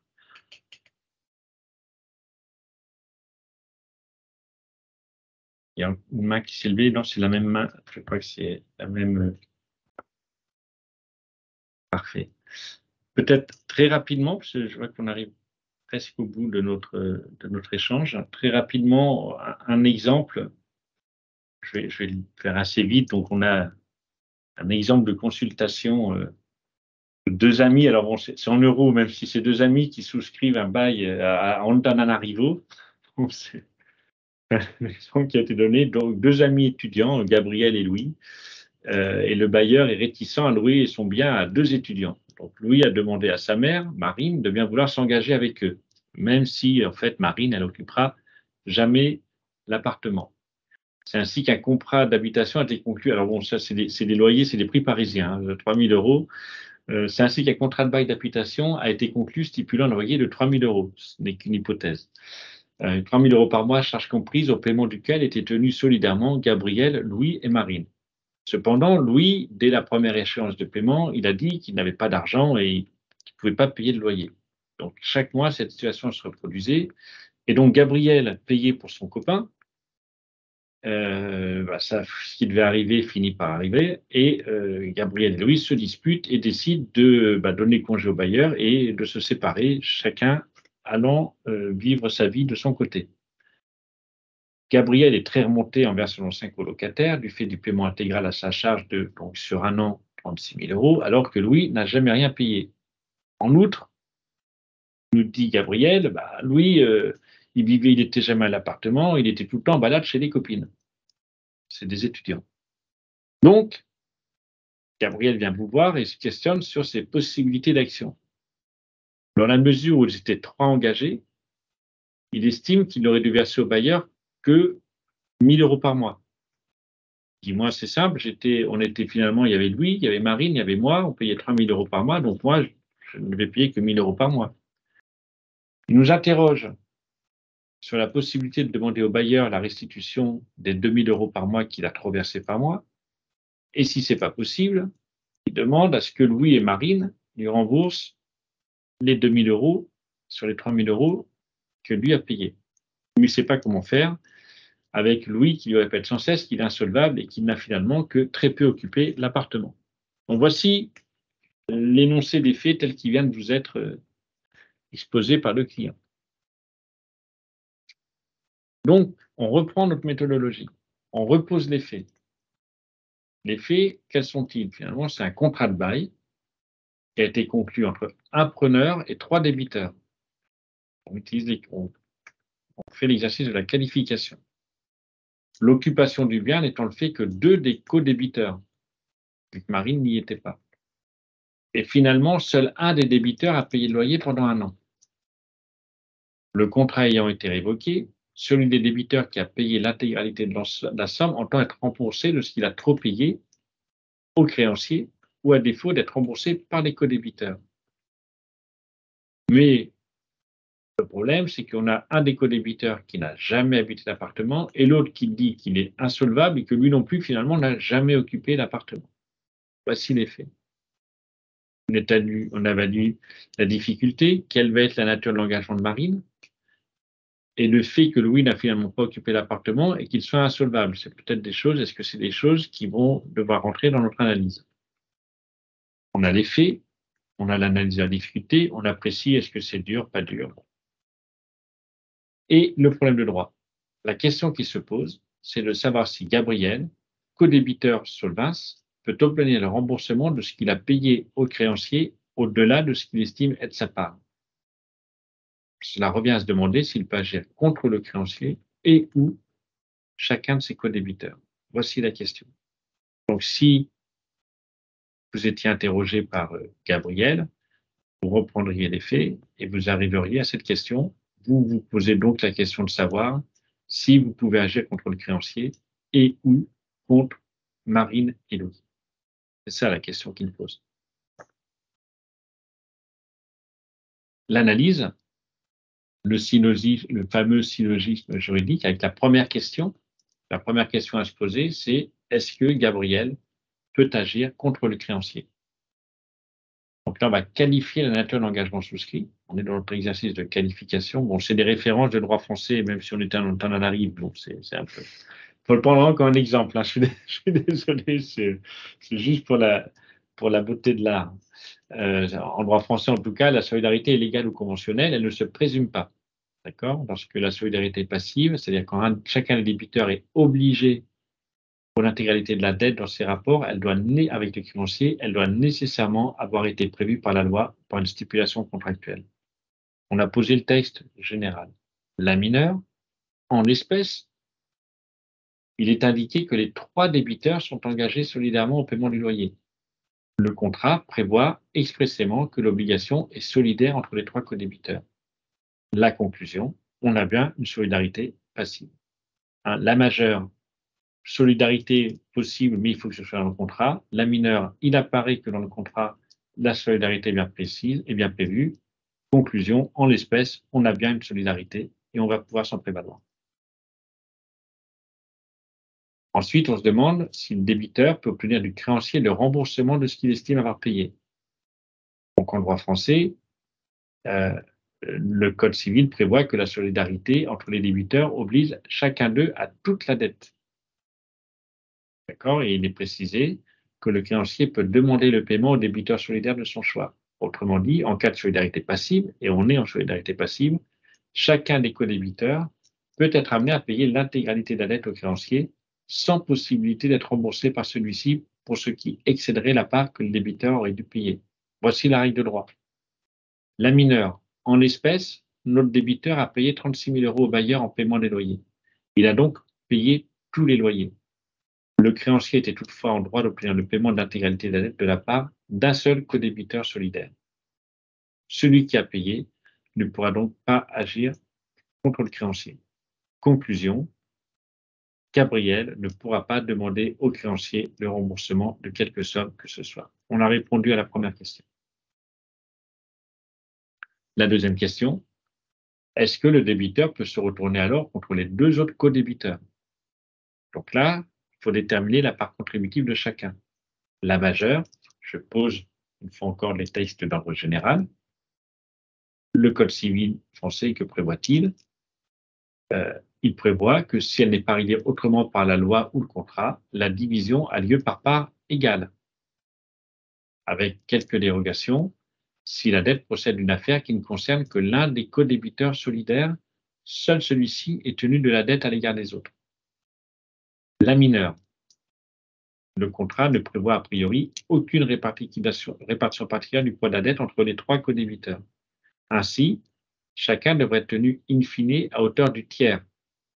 Toutefois, on voit bien que le loyer, la dette correspond au loyer d'un appartement dans lequel seulement 2 codébiteurs ont vécu. Même si l'un prétend qu'il n'était jamais là, il était censé y être. Louis. Par contre, Marine, elle était là uniquement pour permettre d'obtenir le contrat de bail. Hein, donc, seuls 2 codébiteurs étaient concernés, Gabriel et Louis, le troisième étant extérieur. Il en résulte que seuls Gabriel et Louis doivent supporter à part égale le poids de la dette, soit 18 000 €, Marine ne devant rien.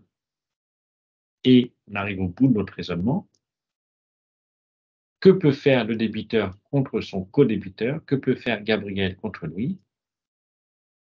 le Code civil nous dit que celui qui a payé au-delà de sa part dispose d'un recours contre l'autre à proportion de leur propre part. Donc, la mineure, en l'espèce, Marine ne doit rien au stade de la contribution de la dette. Donc, le débiteur, Gabriel, ne pourra rien lui demander. En revanche, il pourra exercer un recours ou un recours personnel ou subrogataire contre Louis à hauteur de sa part, soit 18 000 €. Donc, on avait une dette globale de 36 000 €. À l'issue de notre analyse, on a déduit que, et c'est la conclusion, non, Gabriel ne peut pas demander au bailleur de le rembourser. Non, il ne peut pas demander à Marine de le rembourser, mais oui, il peut demander à Louis de le rembourser à hauteur de 50% parce que tous les deux ont occupé l'appartement. Voici notre conclusion. Et le conseil, eh bien, cher client, mon conseil, c'est d'engager une action, une procédure judiciaire, et voici comment nous allons faire. Voilà un exemple de consultation avec le déroulé, vous voyez, l'approche, l'effet, l'appréciation de la difficulté, et puis les syllogismes. Enfin, on repose la question, étape 3, on déroule le raisonnement, et on arrive au conseil pratique. J'aurais, en ce qui me concerne, rajouté des réserves sur la mise à l'écart de Marine concernant la dette. Voilà, parce qu'à partir du moment où elle est engagée juridiquement comme locataire au même titre que les deux autres, s'il n'y a pas d'élément justificatif de l'accord entre les trois locataires de ce que seuls deux seraient en réalité tenus au loyer, je rajouterai une réserve. Voilà, toujours dans cet état d'esprit de la consultation sur voilà, la qualification exacte autour de Marine et de l'engagement de Marine, parce que si effectivement il n'y a pas de document qui justifie, eh bien celui qui ne veut jamais payer pourrait dire qu'après tout Marine est redevable du tiers du loyer. Voilà. Et ça veut dire, ça se traduirait dans le conseil de dire, écoutez, on va engager une action au premier chef contre Louis, mais on ne va pas s'interdire d'appeler à la cause Marine, et on fera deux premières parts, deux deuxièmes parts, et voici notre conseil. Exactement. Tu es un bon avocat. Merci, je te remercie. Mais toi aussi. Voici pour le cas pratique. Est-ce qu'il appelle des commentaires? Bon, une fois encore, prenez-le pour ce qu'il vaut. Entre Antananarive, le droit, le code civil français, bon, c'est un mixte. Hein.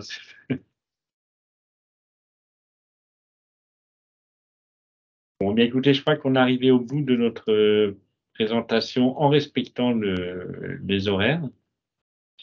Je vous remercie, moi, en ce qui me concerne, pour votre attention. Je remercie Roland pour ses interventions. Je vous remercie pour votre participation. Merci à toi. Avec plaisir. Je vous remercie pour votre participation. Je remercie Josquin et Hugo pour avoir organisé cet événement. Et Monsieur le bâtonnier, je vous laisse la parole pour conclure, très certainement. Merci, bâtonnier Morel, de m'avoir donné la parole. Bon, je réitère mes remerciements surtout à bâtonnier Morel et bâtonnier Rodriguez et une nouvelle fois à toute l'équipe. Initialement, nous nous sommes convenus d'une séance de débriefing pour demain. Est-ce que cela tient toujours et est-ce qu'on peut déjà fixer l'heure de ce débriefing? Alors, pour moi, ça tient toujours. Je crois même que l'heure a été fixée à 15 heures. 15 heures, heure de France 15 heures, heure de France. Oui, tout à fait. D'accord. Non, 15 heures, heure française. 15 heures, heure française, c'est ça. 15 heures, heure française. Donc 16 heures. Tout à fait. Donc 16 heures, oui, si ça vous convient. Tout à fait. Oui, ça va, 16 heures matin. Ça me convient. D'accord. Merci et à demain alors. Merci demain. beaucoup, merci à tous. Et à tous les avocats, tous les consoeurs et tous les confrères qui se sont connectés, merci à vous. Merci de votre écoute et de votre attention. Merci beaucoup. Au revoir. Au revoir. Au revoir.